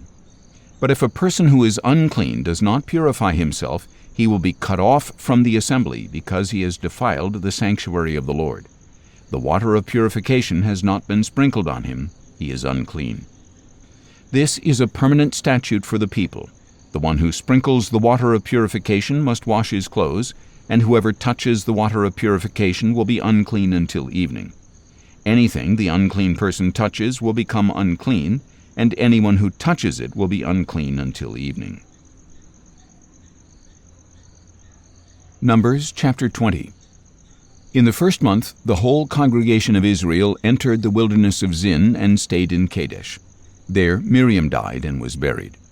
Now there was no water for the congregation, so they gathered against Moses and Aaron. The people quarreled with Moses and said, "If only we had perished with our brothers before the Lord. Why have you brought the Lord's assembly into this wilderness for us and our livestock to die here?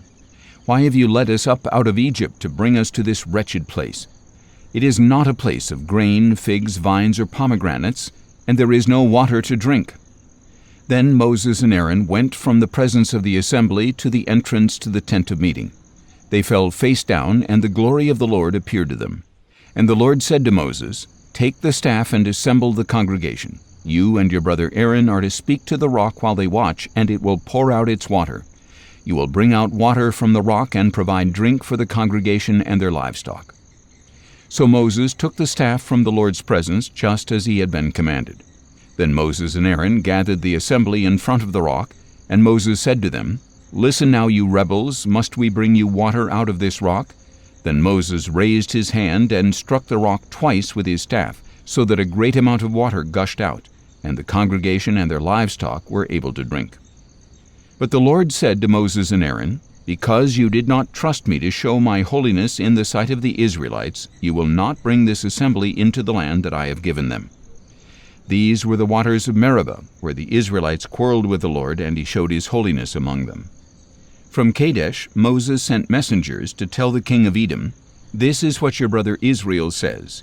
You know all the hardship that has befallen us, how our fathers went down to Egypt, where we lived many years. The Egyptians mistreated us and our fathers, and when we cried out to the Lord, he heard our voice, sent an angel, and brought us out of Egypt. Now look, we are in Kadesh, a city on the edge of your territory. Please let us pass through your land. We will not cut through any field or vineyard or drink water from any well. We will stay on the king's highway. We will not turn to the right or to the left until we have passed through your territory." But Edom answered, "You may not travel through our land, or we will come out and confront you with a sword." "We will stay on the main road," the Israelites replied, "and if we or our herds drink your water, we will pay for it. There will be no problem, only let us pass through on foot." But Edom insisted, "You may not pass through," and they came out to confront the Israelites with a large army and a strong hand. So Edom refused to allow Israel to pass through their territory, and Israel turned away from them. After they had set out from Kadesh, the whole congregation of Israel came to Mount Hor. And at Mount Hor, near the border of the land of Edom, the Lord said to Moses and Aaron, "Aaron will be gathered to his people. He will not enter the land that I have given the Israelites, because both of you rebelled against my command at the waters of Meribah. Take Aaron and his son Eleazar, and bring them up Mount Hor. Remove Aaron's priestly garments and put them on his son Eleazar. Aaron will be gathered to his people and will die there." So Moses did as the Lord had commanded, and they climbed Mount Hor in the sight of the whole congregation. After Moses had removed Aaron's garments and put them on his son Eleazar, Aaron died there on top of the mountain. Then Moses and Eleazar came down from the mountain. When the whole congregation saw that Aaron had died, the entire house of Israel mourned for him 30 days. Numbers chapter 21. When the Canaanite king of Arad, who lived in the Negev, heard that Israel was coming along the road to Atharim, he attacked Israel and captured some prisoners. So Israel made a vow to the Lord, "If you will deliver this people into our hands, we will devote their cities to destruction." And the Lord heard Israel's plea and delivered up the Canaanites. Israel devoted them and their cities to destruction, so they named the place Hormah. Then they set out from Mount Hor along the route to the Red Sea in order to bypass the land of Edom. But the people grew impatient on the journey and spoke against God and against Moses. "Why have you led us up out of Egypt to die in the wilderness? There is no bread or water, and we detest this wretched food." So the Lord sent venomous snakes among the people, and many of the Israelites were bitten and died. Then the people came to Moses and said, "We have sinned by speaking against the Lord and against you. Intercede with the Lord so he will take the snakes away from us." So Moses interceded for the people. Then the Lord said to Moses, "Make a fiery serpent and mount it on a pole. When anyone who is bitten looks at it, he will live." So Moses made a bronze snake and mounted it on a pole. If anyone who is bitten looked at the bronze snake, he would live. Then the Israelites set out and camped at Oboth. They journeyed from Oboth and camped at Abarim in the wilderness opposite Moab to the east. From there they set out and camped in the valley of Zered. From there they moved on and camped on the other side of the Arnon in the wilderness that extends into the Amorite territory. Now the Arnon is the border between the Moabites and the Amorites. Therefore it is stated in the book of the wars of the Lord, "Waheb in Suphah and the wadis of the Arnon, even the slopes of the wadis that extend to the site of Ar and lie along the border of Moab." From there they went on to Beer, the well where the Lord said to Moses, "Gather the people so that I may give them water." Then Israel sang this song, "Spring up, O well, all of you sing to it. The princes dug the well, the nobles of the people hollowed it out with their scepters and with their staffs." From the wilderness the Israelites went on to Mattanah, and from Mattanah to Nahaliel, and from Nahaliel to Bamoth, and from Bamoth to the valley in Moab where the top of Pisgah overlooks the wasteland. Then Israel sent messengers to Sihon king of the Amorites, saying, "Let us pass through your land. We will not cut through any field or vineyard or drink water from any well. We will stay on the king's highway until we have passed through your territory." But Sihon would not let Israel pass through his territory. Instead, he gathered his whole army and went out to confront Israel in the wilderness. When he came to Jahaz, he fought against Israel. And Israel put him to the sword and took possession of his land from the Arnon to the Jabbok, but only up to the border of the Ammonites, because it was fortified. Israel captured all the cities of the Amorites and occupied them, including Heshbon and all its villages. Heshbon was the city of Sihon, king of the Amorites, who had fought against the former king of Moab and taken all his land as far as the Arnon. That is why the poets say, "Come to Heshbon, let it be rebuilt, let the city of Sihon be restored. For a fire went out from Heshbon, a blaze from the city of Sihon. It consumed Ar of Moab, the rulers of Arnon's heights. Woe to you, O Moab! You are destroyed, O people of Chemosh. He gave up his sons as refugees and his daughters into captivity to Sihon, king of the Amorites. But we have overthrown them. Heshbon is destroyed as far as Dibon. We demolished them as far as Nophah, which reaches to Medeba." So Israel lived in the land of the Amorites. After Moses had sent spies to Jazer, Israel captured its villages and drove out the Amorites who were there. Then they turned and went up the road to Bashan, and Og king of Bashan and his whole army came out to meet them in battle at Edrei. But the Lord said to Moses, "Do not fear him, for I have delivered him into your hand, along with all his people and his land. Do to him as you did to Sihon king of the Amorites, who lived in Heshbon." So they struck down Og along with his sons and his whole army until no remnant was left, and they took possession of his land. Numbers chapter 22. Then the Israelites traveled on and camped in the plains of Moab near the Jordan, across from Jericho. Now Balak, son of Zippor, saw all that Israel had done to the Amorites, and Moab was terrified of the people because they were numerous. Indeed, Moab dreaded the Israelites. So the Moabites said to the elders of Midian, "This horde will devour everything around us as an ox licks up the grass of the field." Since Balak, son of Zippor, was king of Moab at that time, he sent messengers to Balaam, son of Beor, at Pethor, which is by the Euphrates, in the land of his people. "Behold, a people has come out of Egypt," said Balak. "They cover the face of the land and have settled next to me. So please come now and put a curse on this people because they are too mighty for me. Perhaps I may be able to defeat them and drive them out of the land. For I know that those you bless are blessed, and those you curse are cursed." The elders of Moab and Midian departed with the fees for divination in hand. They came to Balaam and relayed to him the words of Balak. "Spend the night here," Balaam replied, "and I will give you the answer that the Lord speaks to me." So the princes of Moab stayed with Balaam. Then God came to Balaam and asked, "Who are these men with you?" And Balaam said to God, "Balak son of Zippor, king of Moab, sent me this message. Behold, a people has come out of Egypt, and they cover the face of the land. Now come and put a curse on them for me. Perhaps I may be able to fight against them and drive them away." But God said to Balaam, "Do not go with them. You are not to curse this people, for they are blessed." So Balaam got up the next morning and said to Balak's princes, "Go back to your homeland, because the Lord has refused to let me go with you."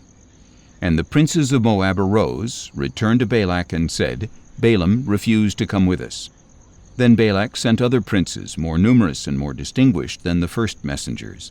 They came to Balaam and said, "This is what Balak son of Zippor says.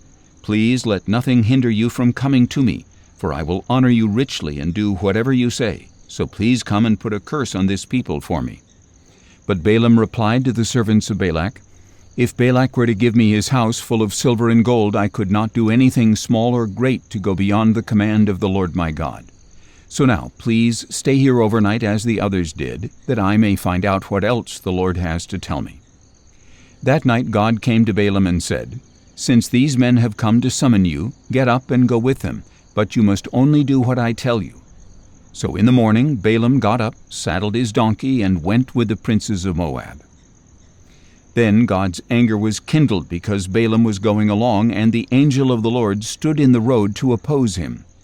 Balaam was riding his donkey, and his 2 servants were with him. When the donkey saw the angel of the Lord standing in the road with a drawn sword in his hand, she turned off the path and went into a field. So Balaam beat her to return her to the path. Then the angel of the Lord stood in a narrow passage between 2 vineyards with walls on either side. And the donkey saw the angel of the Lord and pressed herself against the wall, crushing Balaam's foot against it. So he beat her once again. And the angel of the Lord moved on ahead and stood in a narrow place where there was no room to turn to the right or left. When the donkey saw the angel of the Lord, she lay down under Balaam, and he became furious and beat her with his staff. Then the Lord opened the donkey's mouth, and she said to Balaam, "What have I done to you that you have beaten me these 3 times?" Balaam answered the donkey, "You have made a fool of me. If I had a sword in my hand, I would kill you right now." But the donkey said to Balaam, "Am I not the donkey you have ridden all your life until today? Have I ever treated you this way before?" "No," he replied. Then the Lord opened Balaam's eyes, and he saw the angel of the Lord standing in the road with a drawn sword in his hand. And Balaam bowed low and fell face down. The angel of the Lord asked him, "Why have you beaten your donkey these 3 times? Behold, I have come out to oppose you, because your way is perverse before me. The donkey saw me and turned away from me these 3 times. If she had not turned away, then by now I would surely have killed you and let her live." "I have sinned," Balaam said to the angel of the Lord, "for I did not realize that you were standing in the road to confront me. And now, if this is displeasing in your sight, I will go back home." But the angel of the Lord said to Balaam, "Go with the men, but you are to speak only what I tell you." So Balaam went with the princes of Balak. When Balak heard that Balaam was coming, he went out to meet him at the Moabite city on the Arnon border at the edge of his territory. And he said to Balaam, "Did I not send you an urgent summons? Why did you not come to me? Am I really not able to richly reward you?" "See, I have come to you," Balaam replied, "but can I say just anything? I must speak only the word that God puts in my mouth." So Balaam accompanied Balak, and they came to Kiriath-Huzoth. Balak sacrificed cattle and sheep, and he gave portions to Balaam and the princes who were with him. The next morning Balak took Balaam and brought him up to Bamoth Baal. From there he could see the outskirts of the camp of the people. Numbers chapter 23.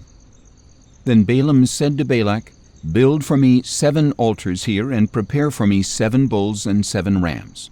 So Balak did as Balaam had instructed, and Balak and Balaam offered a bull and a ram on each altar. "Stay here by your burnt offering while I am gone," Balaam said to Balak. "Perhaps the Lord will meet with me, and whatever he reveals to me I will tell you." So Balaam went off to a barren height, and God met with him. "I have set up 7 altars," Balaam said, "and on each altar I have offered a bull and a ram." Then the Lord put a message in Balaam's mouth, saying, "Return to Balak and give him this message." So he returned to Balak, who was standing there beside his burnt offering with all the princes of Moab. And Balaam lifted up an oracle, saying, "Balak brought me from Aram, the king of Moab, from the mountains of the east. Come," he said, "put a curse on Jacob for me. Come and denounce Israel. How can I curse what God has not cursed? How can I denounce what the Lord has not denounced? For I see them from atop the rocky cliffs, and I watch them from the hills. Behold, a people dwelling apart, not reckoning themselves among the nations. Who can count the dust of Jacob, or number even a fourth of Israel? Let me die the death of the righteous. Let my end be like theirs." Then Balak said to Balaam, "What have you done to me? I brought you here to curse my enemies, and behold, you have only blessed them." But Balaam replied, "Should I not speak exactly what the Lord puts in my mouth?" Then Balak said to him, "Please come with me to another place where you can see them. You will only see the outskirts of their camp, not all of them, and from there curse them for me." So Balak took him to the field of Zophim, to the top of Pisgah, where he built 7 altars and offered a bull and a ram on each altar. Balaam said to Balak, "Stay here beside your burnt offering while I meet the Lord over there." And the Lord met with Balaam and put a message in his mouth, saying, "Return to Balak and speak what I tell you." So he returned to Balak, who was standing there by his burnt offering with the princes of Moab. "What did the Lord say?" Balak asked. Then Balaam lifted up an oracle, saying, "Arise, O Balak, and listen. Give ear to me, O son of Zippor. God is not a man that he should lie, or a son of man that he should change his mind. Does he speak and not act? Does he promise and not fulfill? I have indeed received a command to bless. He has blessed, and I cannot change it. He considers no disaster for Jacob. He sees no trouble for Israel. The Lord their God is with them, and the shout of the king is among them. God brought them out of Egypt with strength like a wild ox. For there is no spell against Jacob and no divination against Israel. It will now be said of Jacob and Israel, what great things God has done. Behold, the people rise like a lioness, they rouse themselves like a lion, not resting until they devour their prey and drink the blood of the slain." Now Balak said to Balaam, "Then neither curse them at all nor bless them at all." But Balaam replied, "Did I not tell you that whatever the Lord says I must do?" "Please come," said Balak. "I will take you to another place. Perhaps it will please God that you curse them for me from there." And Balak took Balaam to the top of Peor, which overlooks the wasteland. Then Balaam said, "Build for me 7 altars here, and prepare for me 7 bulls and 7 rams." So Balak did as Balaam had instructed, and he offered a bull and a ram on each altar. Numbers chapter 24. And when Balaam saw that it pleased the Lord to bless Israel, he did not resort to sorcery as on previous occasions, but he turned his face toward the wilderness. When Balaam looked up and saw Israel encamped tribe by tribe, the Spirit of God came upon him, and he lifted up an oracle, saying, "This is the prophecy of Balaam son of Beor, the prophecy of a man whose eyes are open, the prophecy of one who hears the words of God, who sees a vision from the Almighty, who bows down with eyes wide open. How lovely are your tents, O Jacob, your dwellings, O Israel! They spread out like palm groves, like gardens beside a stream, like aloes the Lord has planted, like cedars beside the waters. Water will flow from his buckets, and his seed will have abundant water. His king will be greater than Agag, and his kingdom will be exalted. God brought him out of Egypt with strength like a wild ox to devour hostile nations and crush their bones, to pierce them with arrows. He crouches, he lies down like a lion, like a lioness, who dares to rouse him? Blessed are those who bless you, and cursed are those who curse you." Then Balak's anger burned against Balaam, and he struck his hands together and said to Balaam, "I summon you to curse my enemies, but behold, you have persisted in blessing them these 3 times. Therefore flee at once to your home. I said I would richly reward you, but instead the Lord has denied your reward." Balaam answered Balak, "Did I not already tell the messengers you sent me that even if Balak were to give me his house full of silver and gold, I could not do anything of my own accord, good or bad, to go beyond the command of the Lord? I will speak whatever the Lord says." Now I am going back to my people, but come, let me warn you what this people will do to your people in the days to come." Then Balaam lifted up an oracle, saying, "This is the prophecy of Balaam son of Beor, the prophecy of a man whose eyes are open, the prophecy of one who hears the words of God, who has knowledge from the Most High, who sees a vision from the Almighty, who bows down with eyes wide open. I see him, but not now. I behold him, but not near. A star will come forth from Jacob, and a scepter will arise from Israel. He will crush the skulls of Moab and strike down all the sons of Sheth. Edom will become a possession, as will Seir, his enemy. But Israel will perform with valor. A ruler will come from Jacob and destroy the survivors of the city." Then Balaam saw Amalek and lifted up an oracle, saying, "Amalek was first among the nations, but his end is destruction." Next he saw the Kenites and lifted up an oracle, saying, "Your dwelling place is secure, and your nest is set in a cliff. Yet Cain will be destroyed when Asher takes you captive." Once more Balaam lifted up an oracle, saying, "Ah, who can live unless God has ordained it? Ships will come from the coasts of Cyprus. They will subdue Asher and Eber, but they too will perish forever." Then Balaam arose and returned to his homeland, and Balak also went on his way. Numbers chapter 25. While Israel was staying in Shittim, the men began to indulge in sexual immorality with the daughters of Moab, who also invited them to the sacrifices for their gods.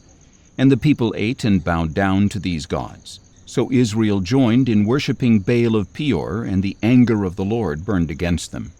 Then the Lord said to Moses, "Take all the leaders of the people and execute them in broad daylight before the Lord, so that his fierce anger may turn away from Israel." So Moses told the judges of Israel, "Each of you must kill all of his men who have joined in worshipping Baal of Peor."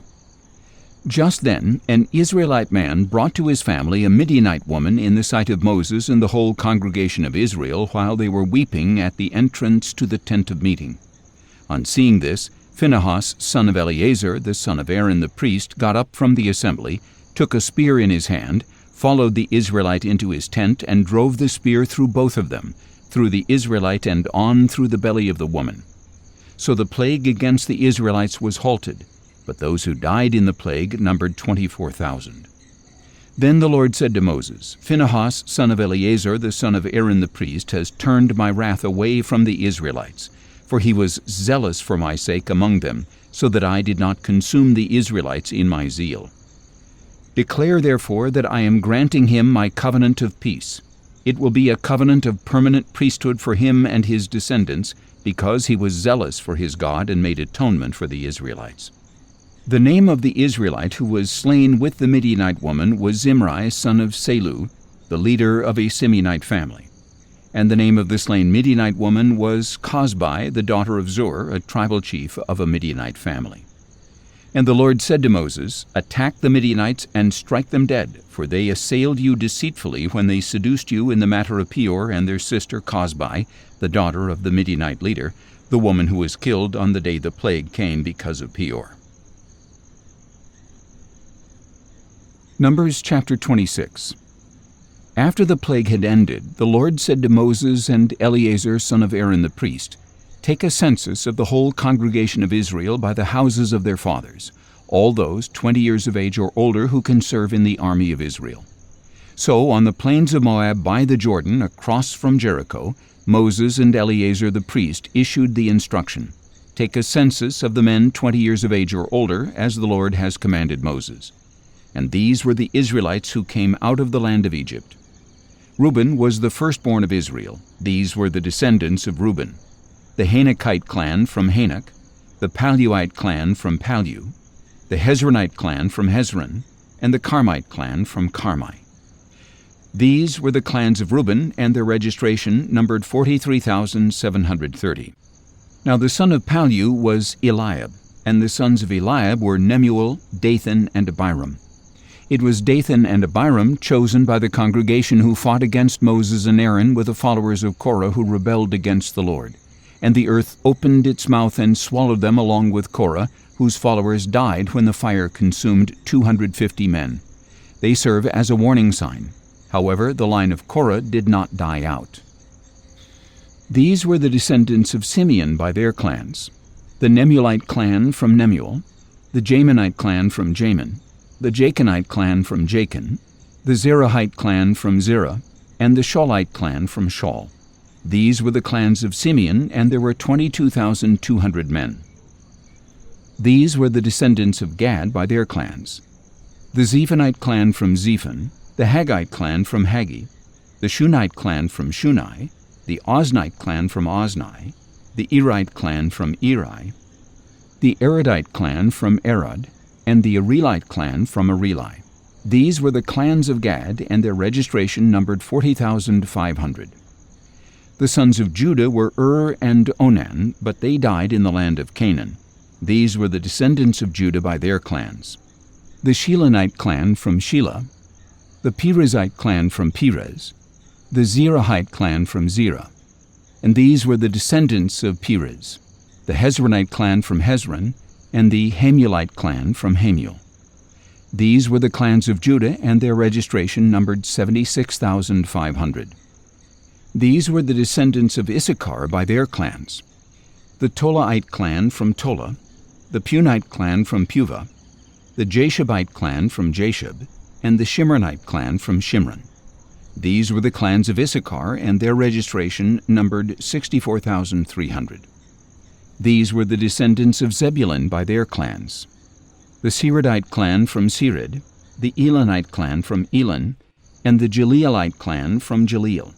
These were the clans of Zebulun, and their registration numbered 60,500. The descendants of Joseph included the clans of Manasseh and Ephraim. These were the descendants of Manasseh: the Macherite clan from Macher, the father of Gilead, and the Gileadite clan from Gilead.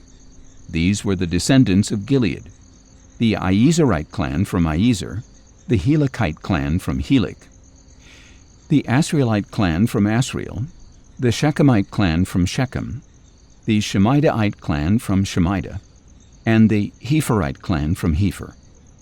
Now Zelophehad, son of Hepher, had no sons but only daughters. The names of his daughters were Mahlah, Noah, Hoglah, Milcah, and Tirzah. These were the clans of Manasseh, and their registration numbered 52,700. These were the descendants of Ephraim by their clans: the Shuthelahite clan from Shuthelah, the Becherite clan from Becher, the Tahanite clan from Tahan, and the descendants of Shuthelah were the Aaronite clan from Aaron. These were the clans of Ephraim, and their registration numbered 32,500. These clans were the descendants of Joseph. These were the descendants of Benjamin by their clans: the Belahite clan from Bela, the Ashbelite clan from Ashbel, the Ahiramite clan from Ahiram, the Shuphamite clan from Shupham, and the Huphamite clan from Hupham. And the descendants of Bela from Ard and Naaman were the Ardite clan from Ard, and the Naamite clan from Naaman.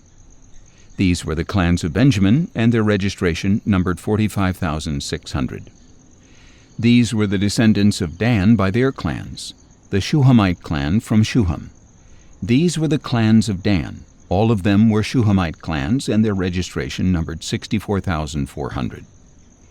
These were the descendants of Asher by their clans: the Imnite clan from Imnah, the Ishvite clan from Ishvi, and the Beriite clan from Beriah. And these were the descendants of Beriah: the Heberite clan from Heber, and the Malchielite clan from Malchiel. And the name of Asher's daughter was Surah. These were the clans of Asher, and their registration numbered 53,400. These were the descendants of Naphtali by their clans: the Jazielite clan from Jaziel, the Gunite clan from Guni, the Jezerite clan from Jezer, and the Shilamite clan from Shillam. These were the clans of Naphtali, and their registration numbered 45,400. These men of Israel numbered 601,730 in all. Then the Lord said to Moses, "The land is to be divided among the tribes as an inheritance according to the number of names. Increase the inheritance for a large tribe and decrease it for a small one. Each tribe is to receive its inheritance according to the number of those registered.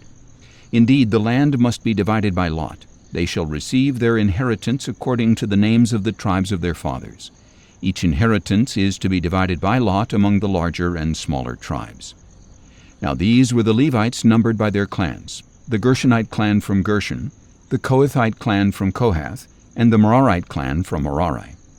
These were the families of the Levites: the Libnite clan, the Hebronite clan, the Malite clan, the Mushite clan, and the Korahite clan. Now Kohath was the father of Amram, and Amram's wife was named Jochebed. She was also a daughter of Levi, born to Levi in Egypt.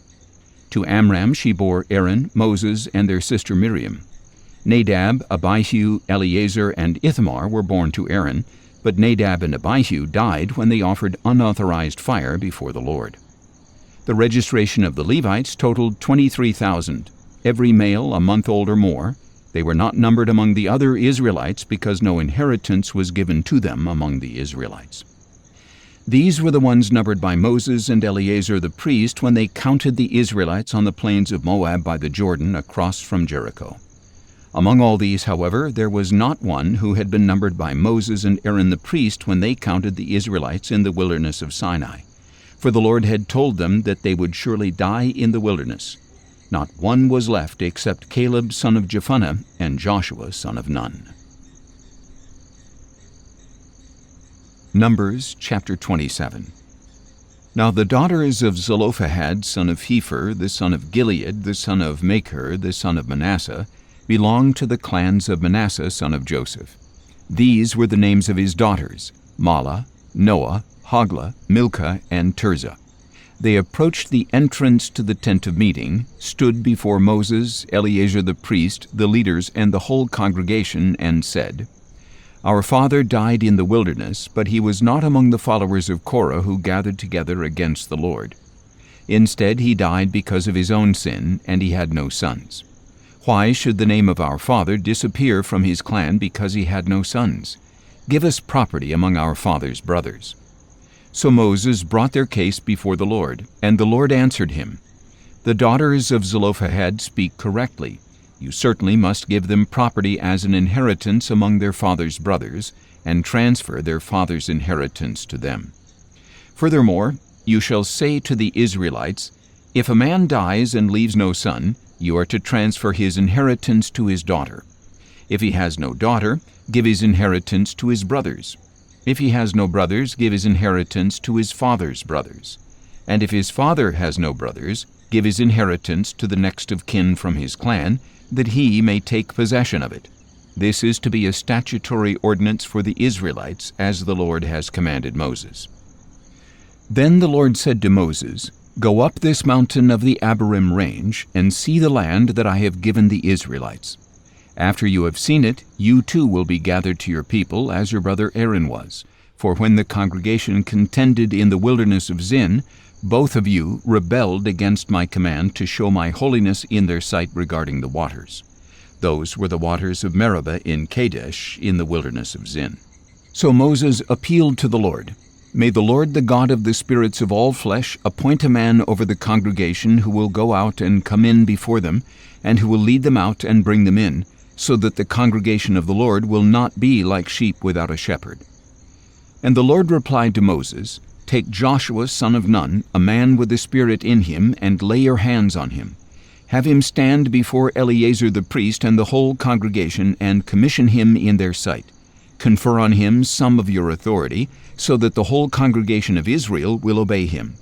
He shall stand before Eleazar the priest, who will seek counsel for him before the Lord by the judgment of the Urim. At his command, he and all the Israelites with him, the entire congregation, will go out and come in." Moses did as the Lord had commanded him. He took Joshua, had him stand before Eleazar the priest and the whole congregation, and laid his hands on him and commissioned him as the Lord had instructed through Moses. Numbers chapter 28.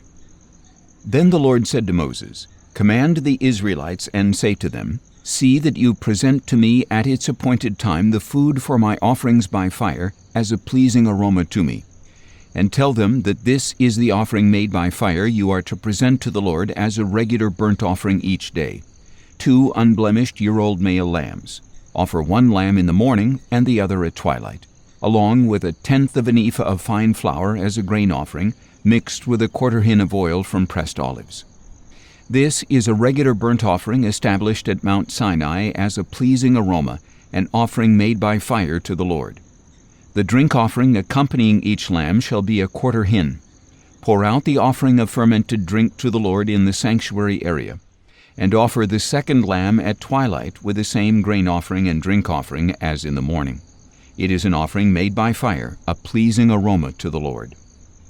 On the Sabbath day, present 2 unblemished year-old male lambs, accompanied by a grain offering of 2/10 of an ephah of fine flour mixed with oil, as well as a drink offering. This is the burnt offering for every Sabbath, in addition to the regular burnt offering and its drink offering. At the beginning of every month, you are to present to the Lord a burnt offering of 2 young bulls, 1 ram, and 7 male lambs a year old, all unblemished, along with 3/10 of an ephah of fine flour mixed with oil as a grain offering with each bull, 2/10 of an ephah of fine flour mixed with oil as a grain offering with a ram, and 1/10 of an ephah of fine flour mixed with oil as a grain offering with each lamb. This is a burnt offering, a pleasing aroma, an offering made by fire to the Lord. Their drink offerings shall be 1/2 a hin of wine with each bull, 1/3 of a hin with the ram, and 1/4 hin with each lamb. This is the monthly burnt offering to be made at each new moon throughout the year. In addition to the regular burnt offering with its drink offering, 1 male goat is to be presented to the Lord as a sin offering. The 14th day of the first month is the Lord's Passover. On the 15th day of this month there shall be a feast. For 7 days unleavened bread is to be eaten. On the first day there is to be a sacred assembly. You must not do any regular work.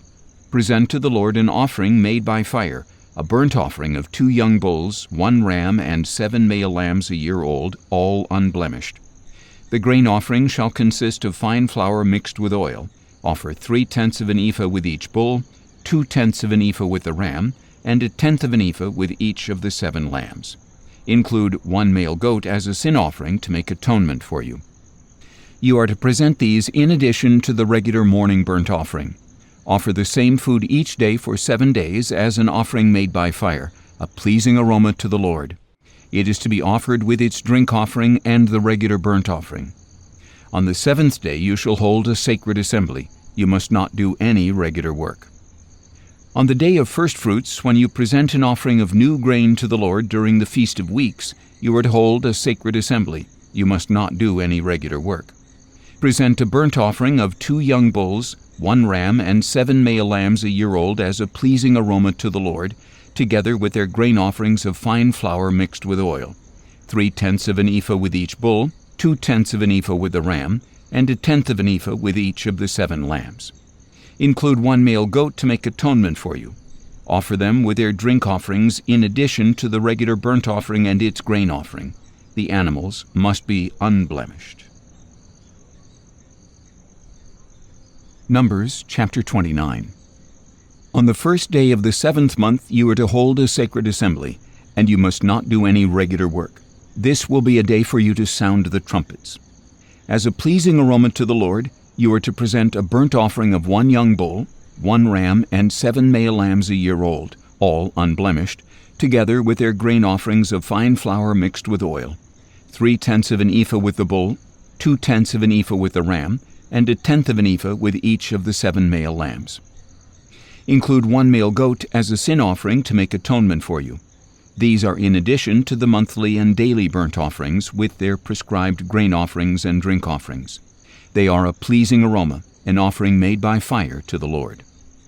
On the 10th day of this 7th month you are to hold a sacred assembly, and you shall humble yourselves. You must not do any work. Present as a pleasing aroma to the Lord a burnt offering of 1 young bull, 1 ram, and 7 male lambs a year old, all unblemished, together with their grain offerings of fine flour mixed with oil, 3/10 of an ephah with the bull, 2/10 of an ephah with the ram, and 1/10 of an ephah with each of the 7 lambs. Include 1 male goat for a sin offering, in addition to the sin offering of atonement and the regular burnt offering with its grain offering and drink offerings. On the 15th day of the 7th month you are to hold a sacred assembly. You must not do any regular work, and you shall observe a feast to the Lord for 7 days. As a pleasing aroma to the Lord, you are to present an offering made by fire, a burnt offering of 13 young bulls, 2 rams, and 14 male lambs a year old, all unblemished, along with a grain offering of 3/10 of an ephah of fine flour mixed with oil, with each of the 13 bulls, 2/10 of an ephah with each of the 2 rams, and 1/10 of an ephah with each of the 14 lambs. Include 1 male goat as a sin offering, in addition to the regular burnt offering with its grain offering and drink offering.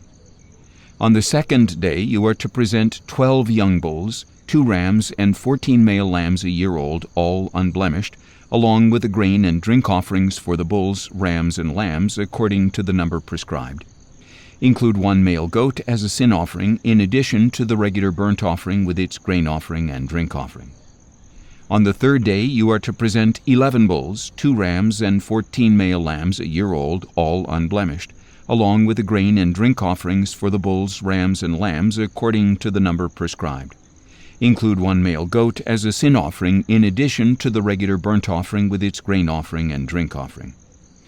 On the fourth day you are to present 10 bulls, 2 rams, and 14 male lambs a year old, all unblemished, along with the grain and drink offerings for the bulls, rams, and lambs, according to the number prescribed. Include 1 male goat as a sin offering, in addition to the regular burnt offering with its grain offering and drink offering. On the fifth day you are to present 9 bulls, 2 rams, and 14 male lambs a year old, all unblemished, along with the grain and drink offerings for the bulls, rams, and lambs, according to the number prescribed.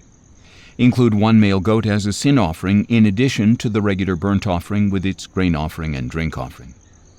On the sixth day you are to present 8 bulls, 2 rams, and 14 male lambs a year old, all unblemished, along with the grain and drink offerings for the bulls, rams, and lambs, according to the number prescribed. Include 1 male goat as a sin offering, in addition to the regular burnt offering with its grain offering and drink offering. On the seventh day you are to present 7 bulls, 2 rams, and 14 male lambs a year old, all unblemished, along with the grain and drink offerings for the bulls, rams, and lambs, according to the number prescribed. Include 1 male goat as a sin offering, in addition to the regular burnt offering with its grain offering and drink offering. On the 8th day you are to hold a solemn assembly. You must not do any regular work. As a pleasing aroma to the Lord you are to present an offering made by fire, a burnt offering of 1 bull, 1 ram, and 7 male lambs a year old, all unblemished, along with the grain and drink offerings for the bulls, rams, and lambs, according to the number prescribed. Include 1 male goat as a sin offering, in addition to the regular burnt offering with its grain offering and drink offering. You are to present these offerings to the Lord at your appointed times, in addition to your vow and freewill offerings, whether burnt offerings, grain offerings, drink offerings, or peace offerings. So Moses spoke all this to the Israelites, just as the Lord had commanded him.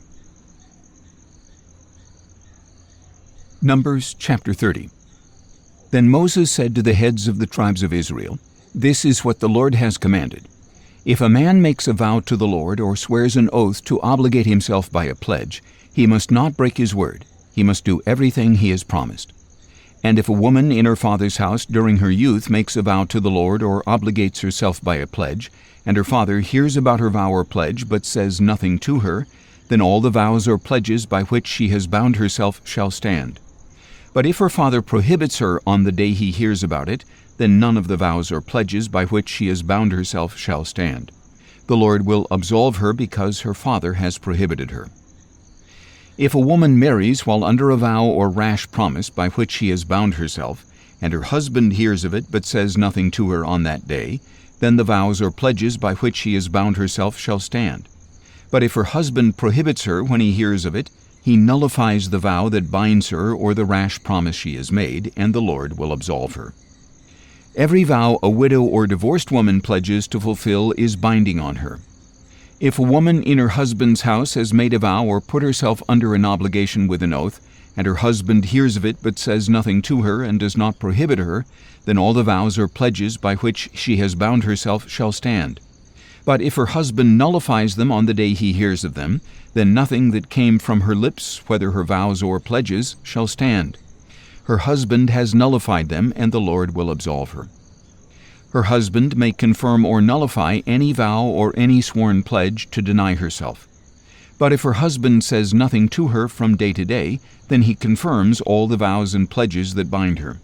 He has confirmed them because he said nothing to her on the day he heard about them. But if he nullifies them after he hears of them, then he will bear her iniquity. These are the statutes that the Lord commanded Moses concerning the relationship between a man and his wife, and between a father and a young daughter still in his home. Numbers chapter 31. And the Lord said to Moses, "Take vengeance on the Midianites for the Israelites. After that you will be gathered to your people." So Moses told the people, "Arm some of your men for war, that they may go against the Midianites and execute the Lord's vengeance on them. Send into battle 1,000 men from each tribe of Israel."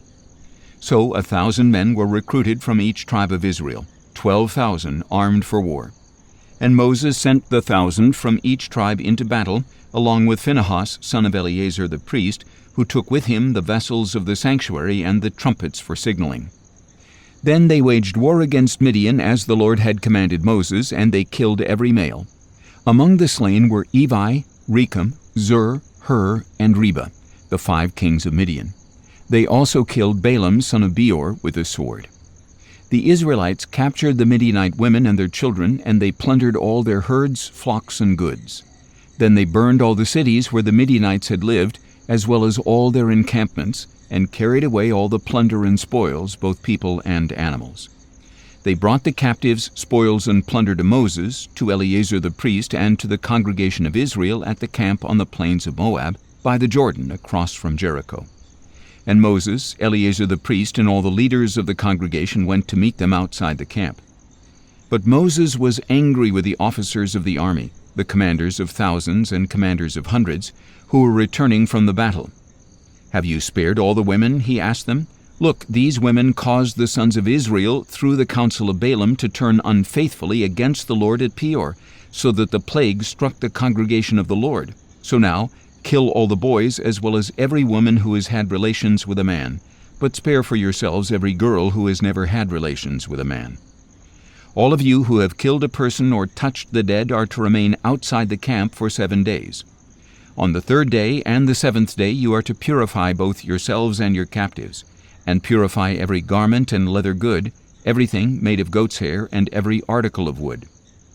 Then Eleazar the priest said to the soldiers who had gone into battle, "This is the statute of the law which the Lord has commanded Moses. Only the gold, silver, bronze, iron, tin, and lead, everything that can withstand the fire, must be put through the fire, and it will be clean. But it must still be purified with the water of purification. And everything that cannot withstand the fire must pass through the water. On the 7th day you are to wash your clothes, and you will be clean. After that you may enter the camp." The Lord said to Moses, "You and Eleazar the priest and the family heads of the congregation are to take account of what was captured, both of man and beast. Then divide the captives between the troops who went out to battle and the rest of the congregation. Set aside a tribute for the Lord from what belongs to the soldiers who went into battle, 1 out of every 500, whether persons, cattle, donkeys, or sheep. Take it from their half and give it to Eleazar the priest as an offering to the Lord. From the Israelites' half, take 1 out of every 50, whether persons, cattle, donkeys, sheep, or other animals, and give them to the Levites who keep charge of the tabernacle of the Lord." So Moses and Eleazar the priest did as the Lord had commanded Moses, and this plunder remained from the spoils the soldiers had taken: 675,000 sheep, 72,000 cattle, 61,000 donkeys, and 32,000 women who had not slept with a man. This was the half portion for those who had gone to war: 337,500 sheep, including a tribute to the Lord of 675, 36,000 cattle, including a tribute to the Lord of 72, 30,500 donkeys, including a tribute to the Lord of 61, and 16,000 people, including a tribute to the Lord of 32. Moses gave the tribute to Eleazar the priest as an offering for the Lord, as the Lord had commanded Moses. From the Israelites' half, which Moses had set apart from the men who had gone to war, this half belonged to the congregation: 337,500 sheep, 36,000 cattle, 30,500 donkeys, and 16,000 people. From the Israelites' half, Moses took one out of every 50 persons and animals and gave them to the Levites who kept charge of the tabernacle of the Lord, as the Lord had commanded him. Then the officers who were over the units of the army, the commanders of thousands and of hundreds, approached Moses and said, "Your servants have counted the soldiers under our command, and not one of us is missing. So we have brought to the Lord an offering of the gold articles each man acquired, armlets, bracelets, rings, earrings, and necklaces, to make atonement for ourselves before the Lord." So Moses and Eleazar the priest received from them all the articles made out of gold, all the gold that the commanders of thousands and of hundreds presented as an offering to the Lord weighed 16,750 shekels. Each of the soldiers had taken plunder for himself. And Moses and Eleazar the priest received the gold from the commanders of thousands and of hundreds, and brought it into the tent of meeting as a memorial for the Israelites before the Lord. Numbers chapter 32. Now the Reubenites and Gadites, who had very large herds and flocks, surveyed the lands of Jazer and Gilead, and they saw that the region was suitable for livestock. So the Gadites and Reubenites came to Moses, Eleazar the priest, and the leaders of the congregation, and said, Ataroth, Dibon, Jazer, Nimrah, Heshbon, Elealeh, Sebam, Nebo, and Beon, which the Lord conquered before the congregation of Israel, are suitable for livestock, and your servants have livestock. If we have found favor in your sight, they said, let this land be given to your servants as a possession. Do not make us cross the Jordan. But Moses asked the Gadites and Reubenites, Shall your brothers go to war while you sit here? Why are you discouraging the Israelites from crossing into the land that the Lord has given them? This is what your fathers did when I sent them from Kadesh Barnea to inspect the land. For when your fathers went up to the valley of Eshcol and saw the land, they discouraged the Israelites from entering the land that the Lord had given them. So the anger of the Lord was kindled that day, and he swore an oath, saying, Because they did not follow me wholeheartedly, not one of the men 20 years of age or older who came out of Egypt will see the land that I swore to give Abraham, Isaac, and Jacob. Not one, except Caleb, son of Jephunneh the Kenizzite, and Joshua, son of Nun, because they did follow the Lord wholeheartedly. The anger of the Lord burned against Israel, and he made them wander in the wilderness 40 years, until the whole generation who had done evil in his sight was gone. Now behold, you, a brood of sinners, have risen up in place of your fathers to further stoke the burning anger of the Lord against Israel. For if you turn away from following him, he will once again leave this people in the wilderness, and you will be the cause of their destruction. Then the Gadites and Reubenites approached Moses and said, We want to build sheepfolds here for our livestock and cities for our little ones. But we will arm ourselves and be ready to go ahead of the Israelites until we have brought them into their place.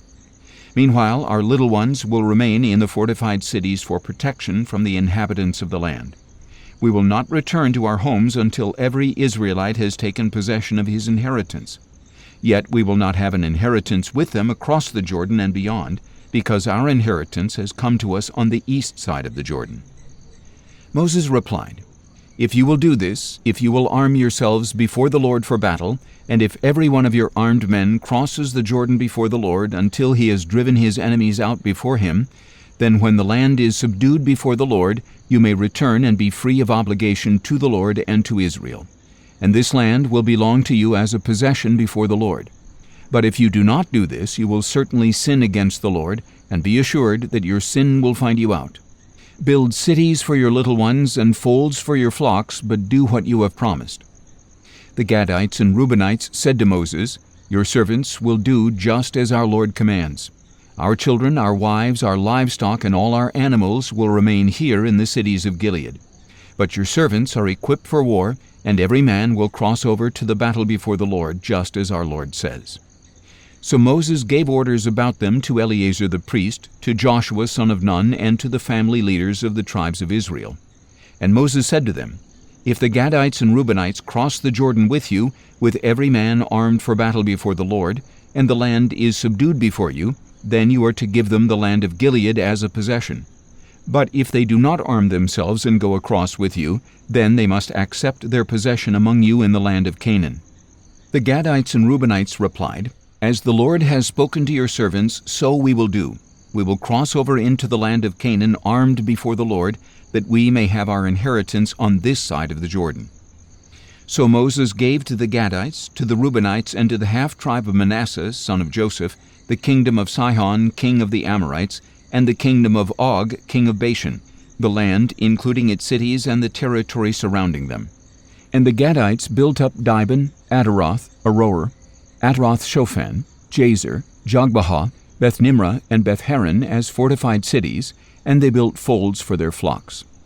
The Reubenites built up Heshbon, Elealeh, Kiriathaim, as well as Nebo and Baal-Meon, whose names were changed, and Sibmah, and they renamed the cities they rebuilt. The descendants of Machir, son of Manasseh, went to Gilead, captured it, and drove out the Amorites who were there. So Moses gave Gilead to the clan of Machir, son of Manasseh, and they settled there. Jair, a descendant of Manasseh, went and captured their villages and called them Havoth-Jair. And Noba went and captured Kenath and its villages and called it Noba after his own name. Numbers chapter 33. These are the journeys of the Israelites when they came out of the land of Egypt by their divisions under the leadership of Moses and Aaron. At the Lord's command, Moses recorded the stages of their journey. These are the stages listed by their starting points. On the 15th day of the first month, on the day after the Passover, the Israelites set out from Ramesses. They marched out defiantly in full view of all the Egyptians, who were burying all their firstborn, whom the Lord had struck down among them. For the Lord had executed judgment against their gods. The Israelites set out from Ramesses and camped at Succoth. They set out from Succoth and camped at Etham on the edge of the wilderness. They set out from Etham and turned back to Pi-hahiroth opposite Baal-zephon, and they camped near Migdol. They set out from Pi-hahiroth and crossed through the sea into the wilderness, and they journeyed 3 days into the wilderness of Etham and camped at Merah. They set out from Merah and came to Elim, where there were 12 springs and 70 palm trees, and they camped there. They set out from Elim and camped by the Red Sea. They set out from the Red Sea and camped in the desert of Sin. They set out from the desert of Sin and camped at Dophkah. They set out from Dophkah and camped at Alush. They set out from Alush and camped at Rephidim, where there was no water for the people to drink. They set out from Rephidim and camped in the wilderness of Sinai. They set out from the wilderness of Sinai and camped at Kibroth-Hattaavah. They set out from Kibroth-Hattaavah and camped at Hazeroth.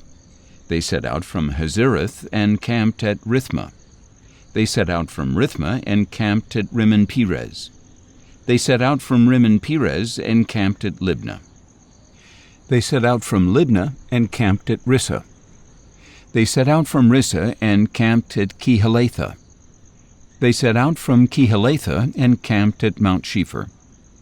They set out from Mount Shepher and camped at Harada.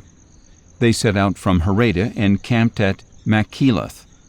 They set out from Machpelah and camped at Tahath. They set out from Tahath and camped at Tirah. They set out from Tirah and camped at Mithkah. They set out from Mithkah and camped at Hashmonah. They set out from Hashmonah and camped at Mosirath. They set out from Mosirath and camped at Beni-Jaakan. They set out from Beni-Jaakan and camped at Hor-Haggidgad. They set out from Hor-Haggidgad and camped at Jotbathah. They set out from Jotbathah and camped at Abrona. They set out from Abrona and camped at Ezion-Geber. They set out from Ezion-Geber and camped at Kadesh in the wilderness of Zin. They set out from Kadesh and camped at Mount Hor on the outskirts of the land of Edom. At the Lord's command, Aaron the priest climbed Mount Hor and died there on the first day of the 5th month in the 40th year after the Israelites had come out of the land of Egypt. Aaron was 123 years old when he died on Mount Hor. Now the Canaanite king of Arad, who lived in the Negev in the land of Canaan, heard that the Israelites were coming. And the Israelites set out from Mount Hor and camped at Zalmonah. They set out from Zalmonah and camped at Punon. They set out from Punon and camped at Oboth. They set out from Oboth and camped at Aya-Abarim on the border of Moab. They set out from Ayim and camped at Dibon-Gad. They set out from Dibon-Gad and camped at Almon-Diblathaim. They set out from Almon-Diblathaim and camped in the mountains of Abarim facing Nebo.